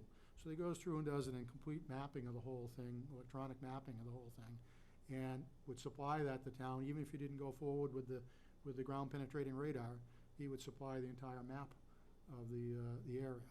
That information can be uploaded to Access GIS system. If Nick wanted to put the information in and get a blow-up or whatever else, it can go right into the system you've got right now electronically and be added right in. That information, again, is part of what would be done. The GPR on-site scanning is obviously showing up as being the most costly thing. He said they can do about 12,000 square feet at a time, so he figured this would have to be done in about 8 sections, about 8 days, 7 or 8 days of work down here doing this. And then the other work they'd have to do is taking the data which is coming out of the GPR and then associating that with the information that came out of the mapping to pick up what's what, where are things. The GPR does not pick up corpses under the surface. It doesn't pick up bones.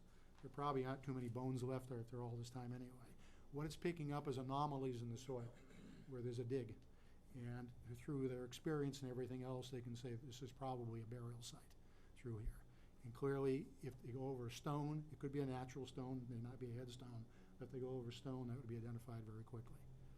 So I would look at that, again, as I put it up at the top there, a possible future expansion.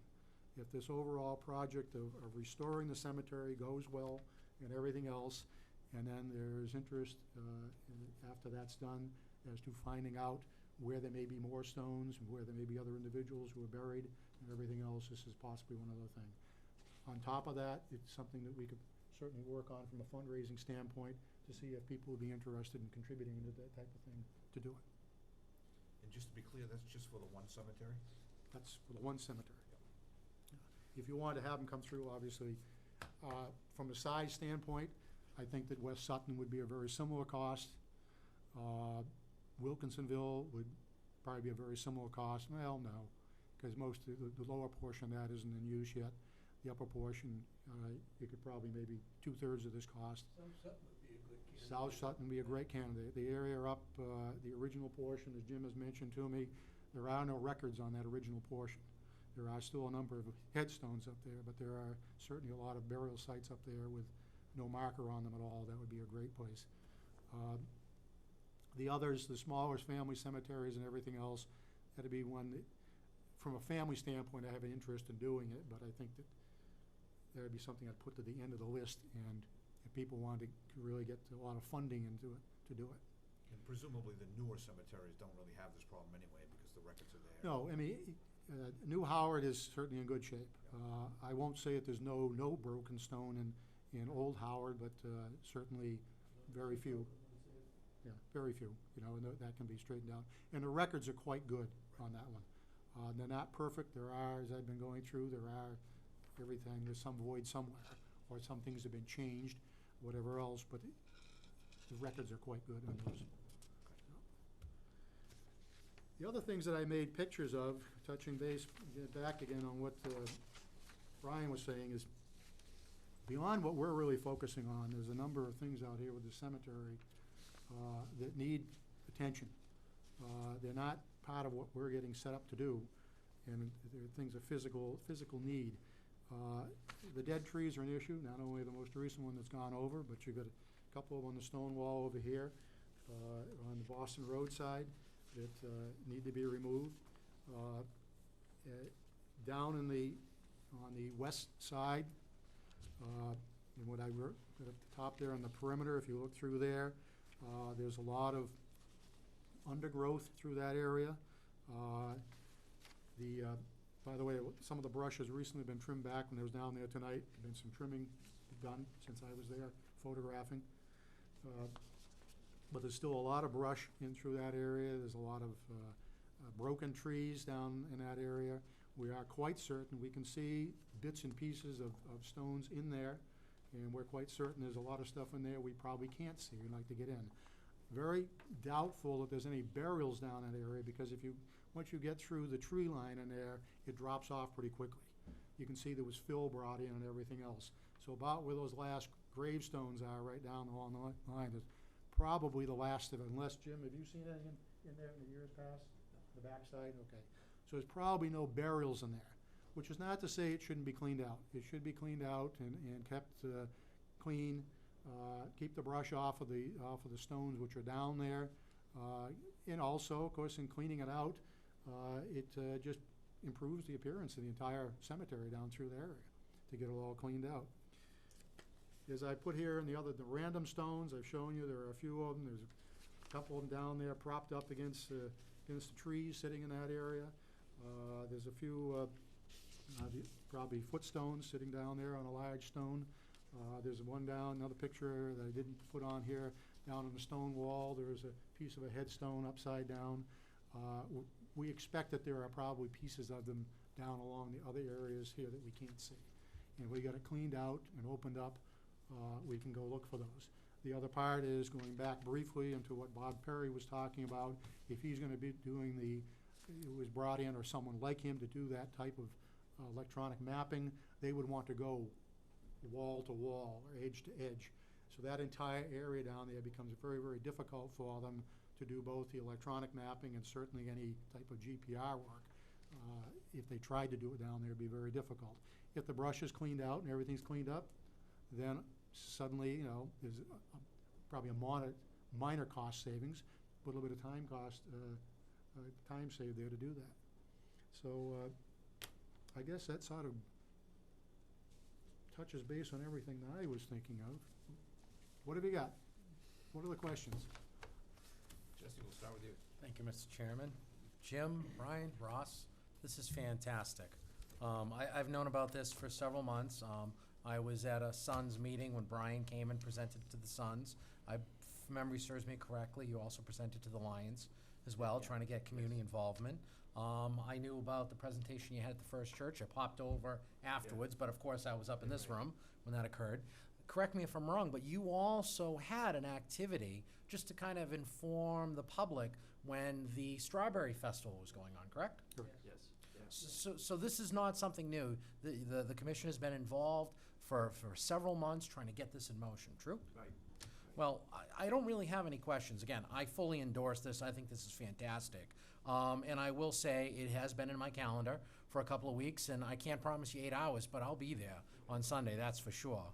The only request that I have, if you could, because I think the pictures are fantastic, Ross, if you could send those to Pam and Chris, and maybe they can put it up on the town website or the town Facebook page, whichever they think is appropriate, because talking about pictures and seeing pictures are two different things. Thank you. Welcome. Wendy. Thank you, Mr. Chairman. So excited, like Jesse, I've been aware of it for a while, and I think it's wonderful and long overdue. I think the Perpetual Care Fund is obviously the appropriate resource. What I was thinking might be something to look into, and Jesse, you might be a point person on this, is to make it not take a decade to have this happen and maybe be closer to your 2-year estimate, is to try and find a way to tie it in with the Memorial Day ceremonies, and again, using the Perpetual Care Fund, but selecting a headstone or two of veterans, and repairing those stones. Most of the veteran stones, I think are in pretty good shape. Okay, a lot great. of them are up here in the front, on the backside of the building here. There is an enclosure down by the Chestnut Street that is a king lot, and there are some in there that are tipped and whatever. I'm not sure, I don't think there's any broken ones in there, but there's some that definitely have to be straightened out and whatnot, and definitely cleaned. Yeah, I mean, maybe clean and reset or something as part of the Memorial Day weekend ceremony, I think might just be a really good tribute. Yeah, and to reiterate on that, that's kind of why I addressed the Legion Post, because that's their thing, you know. So I'm sure we'll be getting quite a bit of involvement, and we will stay involved with them, you know, throughout this whole procedure, because they're gonna be right there with us, Yeah, I I'm think sure. that's wonderful, and they've already donated money, and I did give myself a little chuckle when I was looking at their suggested donation to the Burrville Historical Society. They have their own set of crazy historical things going on Oh, down they in do, that town. they do, So. That Betty and Carlo, you'd be amazed at what they do. Yeah, no, I think it's wonderful, and what a great resource that you found them, so thank you for spearheading this project, and Yeah, thank you. the community thanks you tremendously. Thank you. Jonathan? Thank you, Mr. Chairman. And thank you, all three of you, in the Historic Commission as well, Society, sorry, in just spearheading this project and making this happen. I mean, we can talk about things like this and talk about them for years and years, but you're actually making it happen. I think this is a really important project that honors our ancestors and, you know, and going and just kind of fixing this, you know, the cemetery and getting it to where it should be, I think is an incredibly important project, and I wholly endorse this. I just, yeah, the amount of time and effort that will go into this is very important, and I'm just thrilled that folks like yourself are willing to volunteer all this time. You know, Betty and Carlo, the fact that they're doing this for free, which is for a nominal donation, just speaks volumes of people who are willing to dedicate themselves to the history and the remembrance of our forefathers and the work that they did to carve this country out to what it is today. So just really appreciate Thank the you. time and effort that you're doing. This is really important. And $6,000 is like a drop in the bucket. I'm surprised it's that little. I mean, it's pretty amazing. Well, clearly, the real cost is gonna be what's gonna be donated in people's times. Yeah. I mean, it was something, if you were trying to hire someone to come in and do this type of work, I think it would put it right over the top. There would be no way that, from the town standpoint, that we'd ever be able to afford to do it. So it's really gonna be a matter of people coming forward and getting involved and staying involved, also knowing that there are other things in their life. I think there's probably, if we get some people involved here, you know, half a dozen, 8, 10 people involved, they're gonna come in and do some work, and then there are gonna be times they're gonna have to be doing other things. Also, there's winter in this part of the world, and we can't be out there doing it. And along with that, touching base on one of the things that Wendy mentioned about cleaning and everything else, the physical work of repairing and resetting these stones is gonna be very physically demanding for the people who are doing it. A lot of the cleaning work out there it's still grunt work, but it's much less physically demanding. So if there are people here in the town, listening to this now, possibly, who don't feel they wanna tackle the work of doing repair and everything else, for every stone out there that needs to be repaired and reset, there are 10 stones that need cleaning. If what you can do is to clean, you're willing to put some time into cleaning the stones, please get in touch with us, because we know what the materials are that have been approved to do on this, to not damage the stones and be very effective. We've tried the techniques, we know what works and everything else. More than happy to introduce people to that. If we're purchasing in some materials here, we should be able to supply people with the materials they need to do it. And I'm not just talking Center Cemetery. They can go to any one they want to in this town and do this work. If they think they can do that and put in a few hours, please do. Because I think the other thing that could become very nice is if, one of the reasons doing here at Center Cemetery, if we're able to get this thing sorted out and cleaned up, I hope it becomes something where people driving through the center of town saying, look at that. That's a good idea. Who did that? Let's bring them in, get involved, keep them going. So I hope that's the kind of spin-off that comes from it. I just got one other thing to say. Like Ross said, if there are people watching, you gotta be careful about the chemicals that you use. This formula we use is formulated for stones, for repairing, cleaning stones. A lot of people go in with bleach and Clorox or whatever, and they cause a lot more damage. So we will be a liaison or an avenue of information for them if they want to take on something themselves. And a lot of people, like I said, they go in and they think they're doing the right thing, but they're causing more problems than they. Take the advice of the chemist who spent 40 years in the water treatment business. Do not use bleach on these stones, period. Or any household cleaning product. They're not good. That You will- includes Dawn detergent too. You will structurally damage the stone. And you'll cause it to go down. Granite stones will tolerate that, but I still go broad. Don't use bleach. We'll provide the chemicals for people that need them. The other thing, if you gentlemen want to see the result of using that D2, behind the Historical Society building, there's a monument there for Captain John Cole, I believe it is. And we used a scraper to get the lichen off first, and then we used a water it with a bristle brush, not steel, to clean that off, and then Ross used the D2 on it. And the thing with the D2 is you don't see immediate results, but if you go out and look at that stone now, it's all lightened up.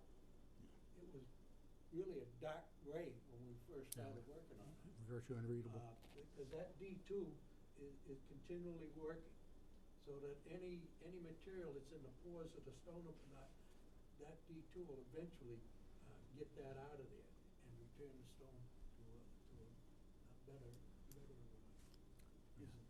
Another one's been cleaned out there too, which is showing the same thing as the stone, the 4 young ladies who drowned in Singletary in 1822. The stone which is out there next to Daniel Tenney's stone is their stone, and I cleaned that. And I have some before and after pictures, which I can, by the way, I'm keeping all these pictures. As Jim knows, periodically I bring up flash drives as I download more and more of this stuff, and I redo them, then do them again. So all of these things, we've got photographs of all this stuff that have been done, which are part of the flash drive or on the flash drive. The town will have that information. And the other thing too is, as we're doing these different projects and whatnot, Jim is kept abreast of what we're doing, where we're doing it, so that he knows what's been going on, and he can certainly relay it to anybody that has any questions. Can I just finish up? So I think the one question I have that I have a little concern on is, like, I know you're trying to open this up so as many people volunteer, and, you know, become interested and want to do this. The one concern I have is that people start kind of addressing this a little bit, is they start going off and trying to do this on their own, and that makes me a little bit nervous, because to your point, they could use the wrong chemicals and all that. So how are you going to kind of manage people? Like, I could see us having this workshop, getting a bunch of people interested. I would think we'd want to have some sort of oversight into what they're doing and where they're working, and I don't think it's probably a good idea, in my estimation, to have people go off and kind of do this on their own. What Ross was getting to, as far as people going, like, to the different cemetery, would be just the cleaning process. Mm-hmm.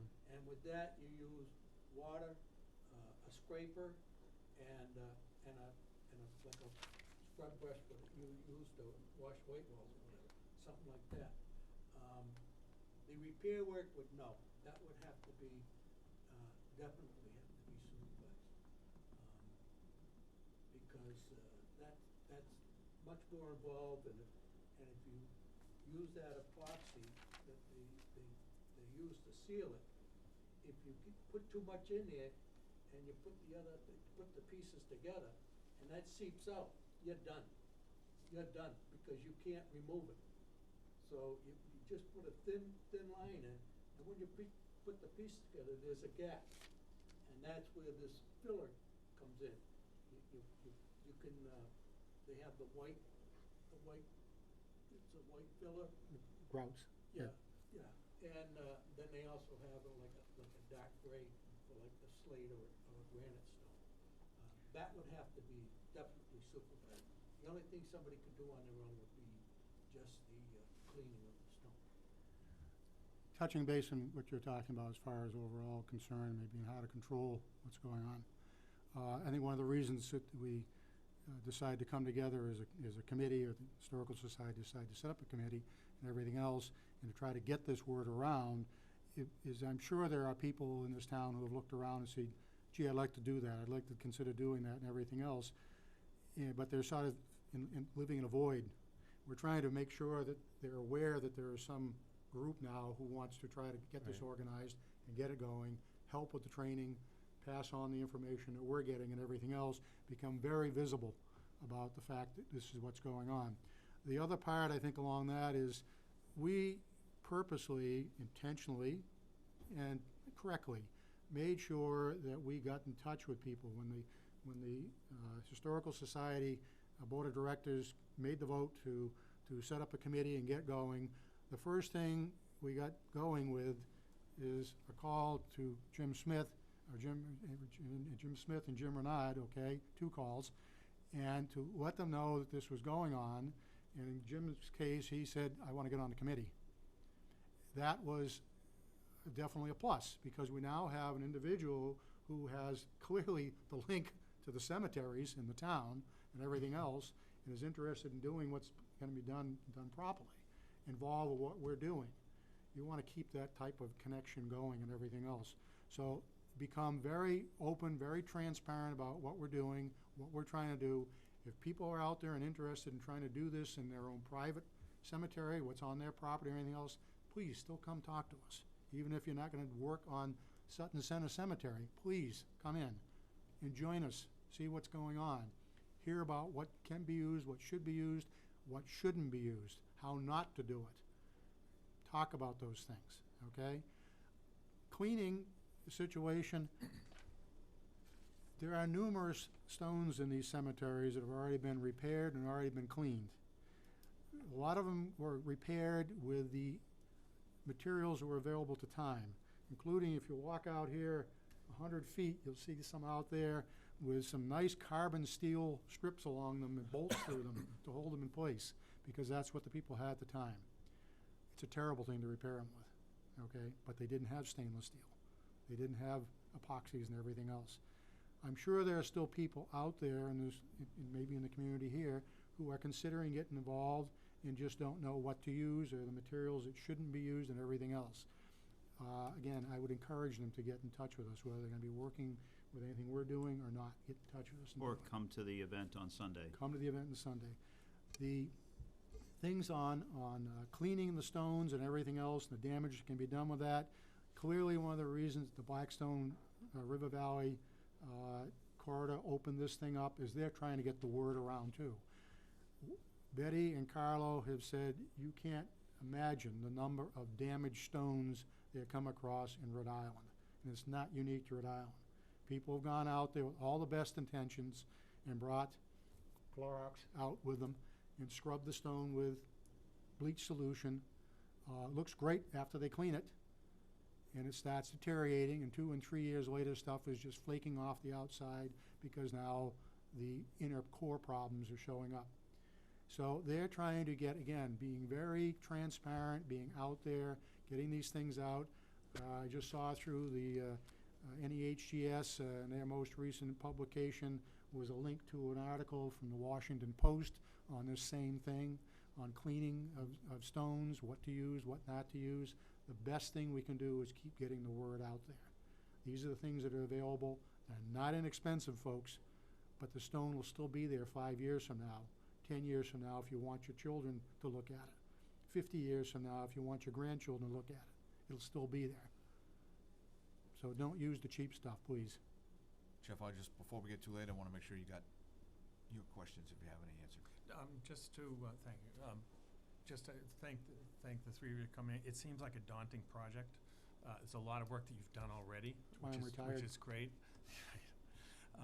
And I just appreciate. I'll just reiterate the feelings of my colleagues, and just a side comment to your initial comments about the third grade coming to the center town. My wife's a third grade teacher, and she's that's kind of a highlight of the year for the kids, I know, and the teachers. She always comes home excited and learns something new every time, although the highlight of the trip to the center of town every year is actually the rifle that's hanging over Debbie's desk. So that's the highlight of the trip for the kids, but. It's hung very high so that Debbie can't take it and use it. The committee that we formed, I'm sorry, I won't drag this on, but Peter Michelson is one of our committee members, and I'm sorry, Pete, I didn't introduce you from the beginning, but Keith Downer as well, another tremendous Sutton citizen. And I want to thank everybody here for your consideration and the time, and hopefully we can get some funding from this. I want to thank Matt Belcito with the fire station's been really, really good. Lyman and Matt at the highway department, and Dave at the transfer station. They whatever we want, they've been very helpful. That's all I got to say. The only thing I want to add is, Brian, going back to your comments about the 8-lot school, if there's anybody here that has not been through the 8-lot school, I think probably you would be willing to Anytime, get them in sometime. It is a tremendous project and really a treasure for the town, and getting a chance to get in to see it is worth your effort, so. If I might touch on one thing, if you do walk down, you'll see that the hall tomb has been torn apart and is being replaced. Brian and friends in a Boy Scout also involved in it? Yeah, Scout. So- He's going for an Eagle Scout achievement, so Yeah. we tore that apart. It was so. totally falling apart inside.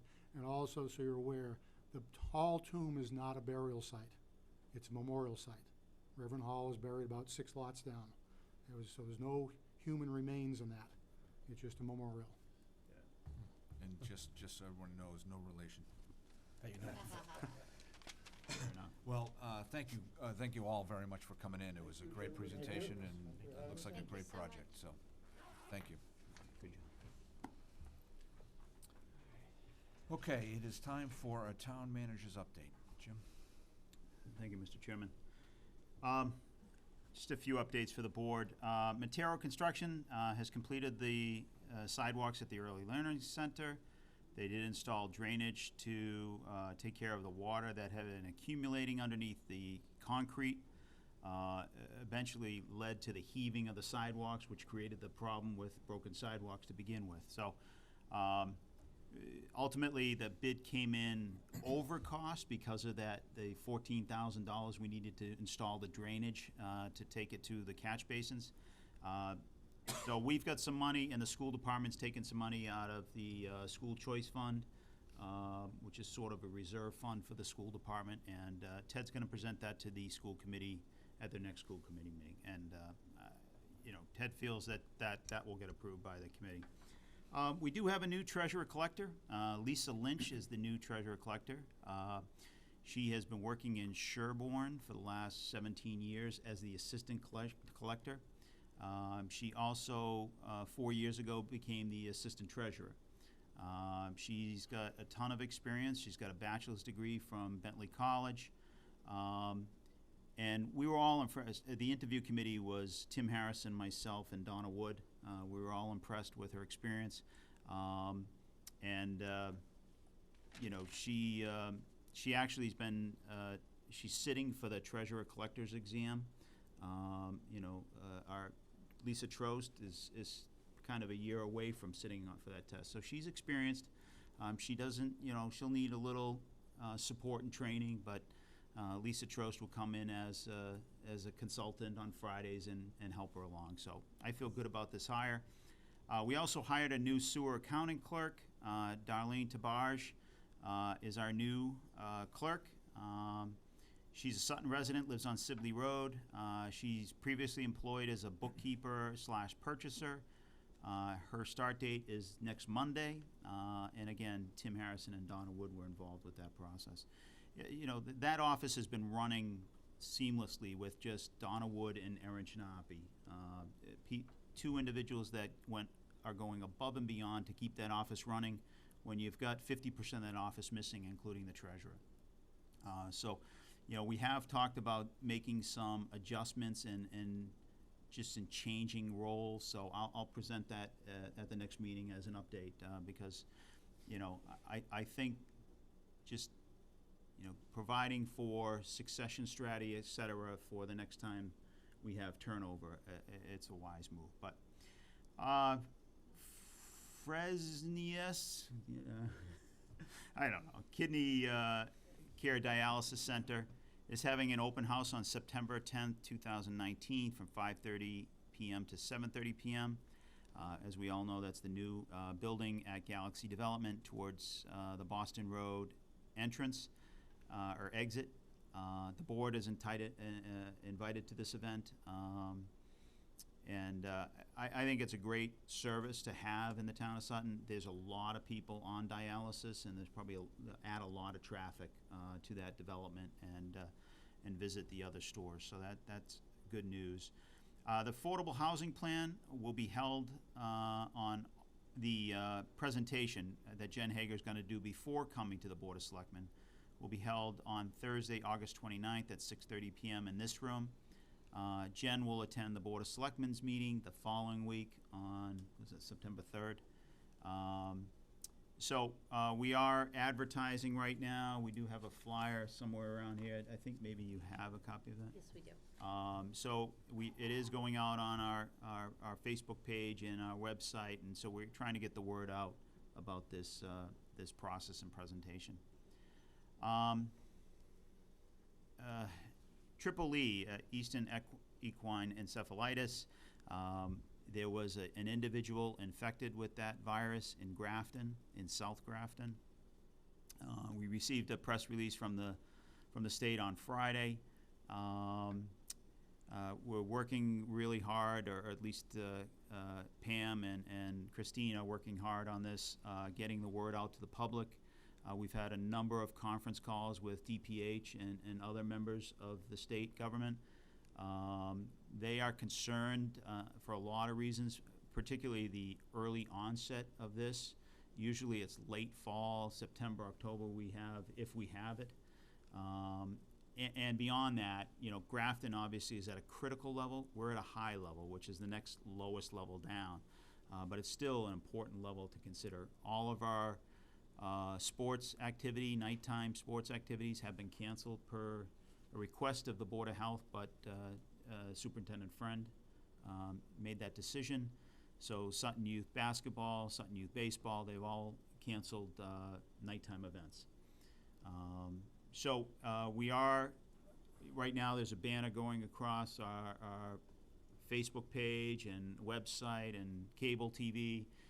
We're trying to get the information out to the public. We have another conference call with the state tomorrow at 2 p.m. and then we're considering doing a code red call to the public and giving them an update on what's going on in the town. So it is a serious issue. The encephalitis that develops as a result of the mosquito bite can be fatal and often is. It's important to get this information out. That's all I have. A couple other updates, reminders. Thank you, Mr. Chairman. Thank you, Jim. Jesse? Thank you, Jim, for the update.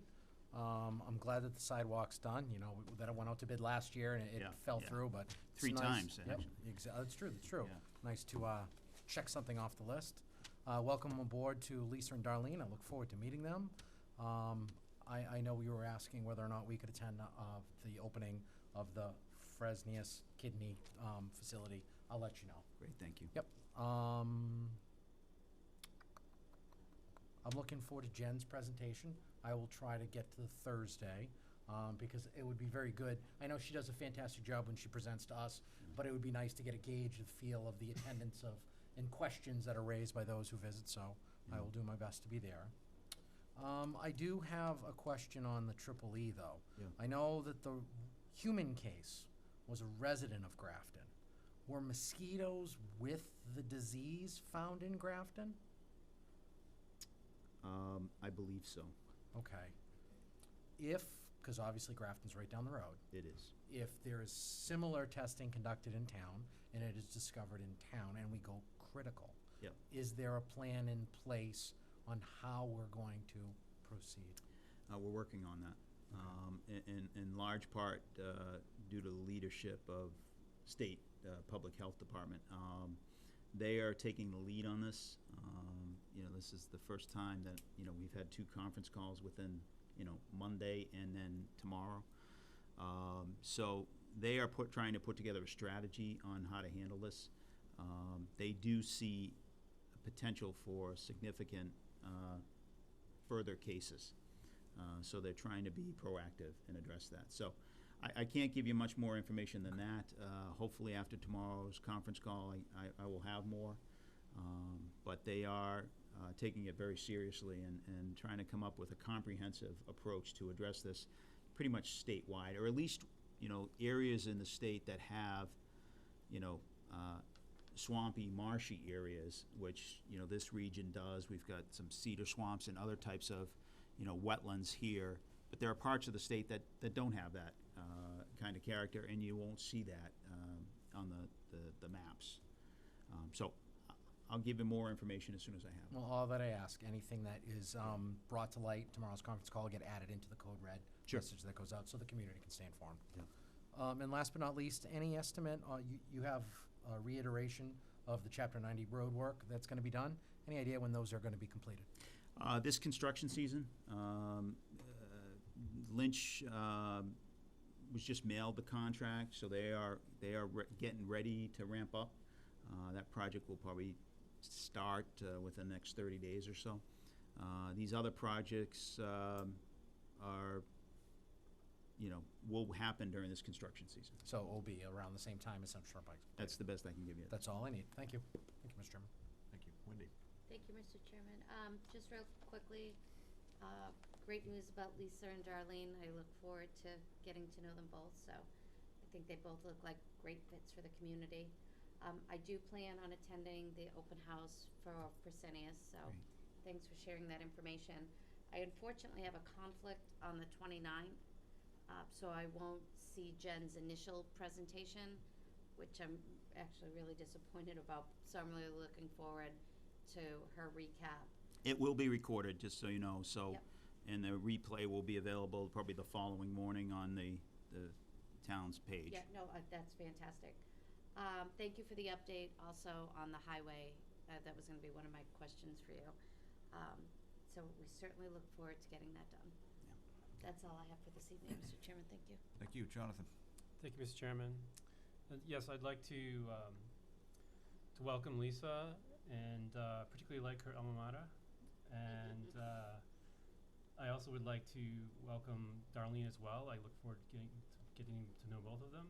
And let's see, affordable housing. Yeah, I just really encourage people to attend this meeting and get the facts versus speculation that happens out there, particularly on social media. I think there's a lot of misinformation, and I think going to a meeting like this, you can ask questions and also hear the facts and make your own determination from there. But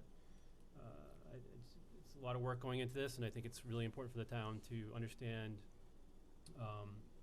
what affordable housing is and why we need to think about it, and how this is kind of something we have to deal with from a state perspective. And so I just really encourage people to go to that. And yeah, I think that the EEE is really important to pay attention to. I typically go out at dusk to take care of my animals, and I've shifted my schedule to around that. And my kids are in by the time it's dark now, so. Yeah. But yeah, that's all I have really. Thank you. You're welcome. Jeff? Thank you, Mr. Chairman. Just a couple of things. It's great that you were able to hire or make those 2 hires that look like quality hires in such a expeditious time frame. It was, Yeah. that was great. I also I would like to go to the dialysis. I'm not going to try and pronounce that name, but the open house. I'll check my schedule, but I think I can do that. I'm going to be out of town on the 29th, so I'm not sure I'm going to be back in time for Jen's presentation, but I will watch the YouTube. And also, just to reiterate what Jonathan just said, I'm glad that we're taking the EEE seriously, because it is serious, and I'm glad to see that afternoon activities have been suspended. So it's great. Thank you. Jim, great update. Thank you very much. Quickly, again, new hires, I appreciate, like Jonathan said, I think, you know, every time we add a Bentley grad, we're doing well. And as you point out, you know, we appreciate the extra work that's gone into maintaining the work in that office while we've been shorthanded. I will not be able to attend the kidney grand opening because I'll be out of town. I am hoping, though, to be at Jen's presentation. So, you know, like Jonathan, I would encourage people to pay attention to this, attend if they can, ask questions, watch it on cable if you can't make it, because it's a really important topic that I think we'll be talking a lot about over the coming years. So, and thank you for your efforts surrounding Triple E. You know, it's been around for a while, but I don't really remember it specifically in this area in the past. So, serious stuff to pay attention to. Yeah. And that's all I have. So we'll go right to announcements, roundtable, and business topics. Jesse? Thank you, Mr. Chairman. Of course, as usual, I have a couple of things to say. First and foremost, where are we going to start? I'd just like to remind the community that Blackstone Valley Tech is back in session. They started on Friday for freshmen. On Monday, it was for all the students. So if you see school buses traveling around the community, that's something you should be aware of. And from what I understand, the busing company that BVT uses in particular, I don't know about the same when Sutton School starts up, but they are going to be very proactive with people running the flashing lights. They're doing their best to get pictures of license plates and so forth, because obviously we had a near incident in town, and you always hear about these in the news. So seriously, folks, slow down when you see a bus. You know, waiting a couple of minutes for students to load and unload. Yeah, you may be a minute or two late to wherever you're going, but you know, we don't want to see anything catastrophic taking place on the roads. With that, I'm not exactly sure when Sutton starts, but I'm assuming it's soon. It is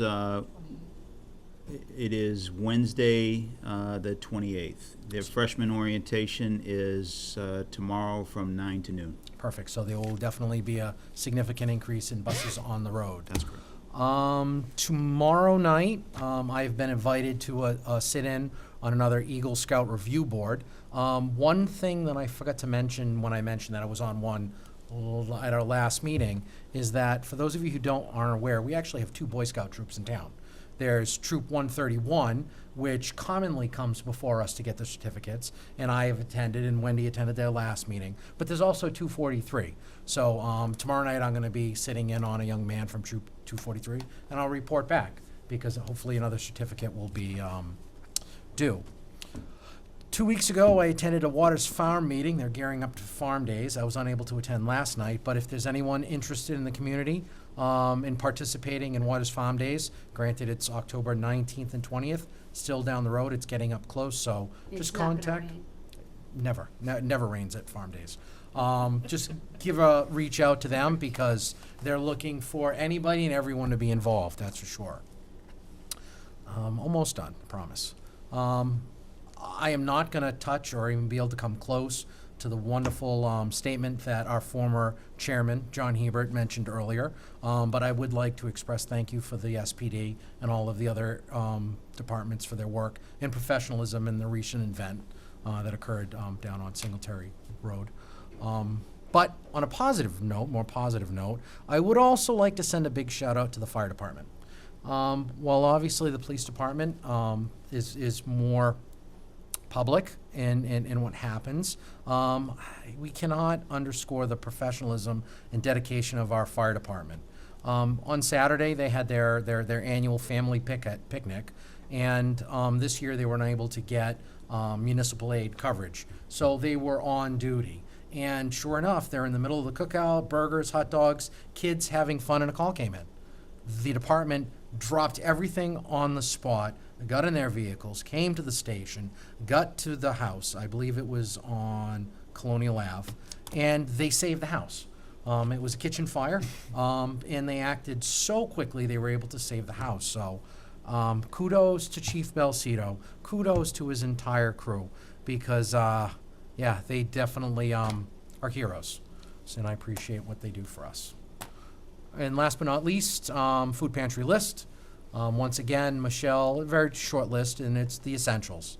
Laundry and dish detergent, cleaning supplies, deodorants, shampoos, liquid hand soap, juices, canned ham, hamburger helper, and seeing how school's starting up, I suppose snacks for the kiddos. And that is all I have.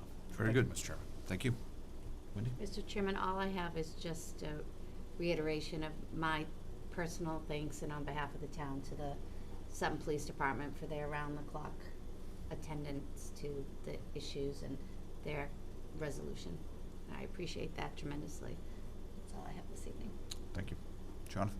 Thank you, Mr. Chairman. I too, as Wendy and Jesse stated, just want to thank the police for their diligence and quick turnaround of this unfortunate situation that's happened. And as as Mr. Hebert said earlier, it lost on all parts, and it's a real shame that this had to happen, and just the professionalism that happened and how quickly things were resolved to points we can move this forward and get some resolution. But I just really appreciate the effort that went in. Jeff? Thank you, Mr. Chairman. All I have is also just to reiterate my thanks and appreciation for the work that the police department put in. It's difficult circumstances. They worked tirelessly, and they got a quick resolution, which I think that the town needed. So just thanks for all the work that everyone involved put in.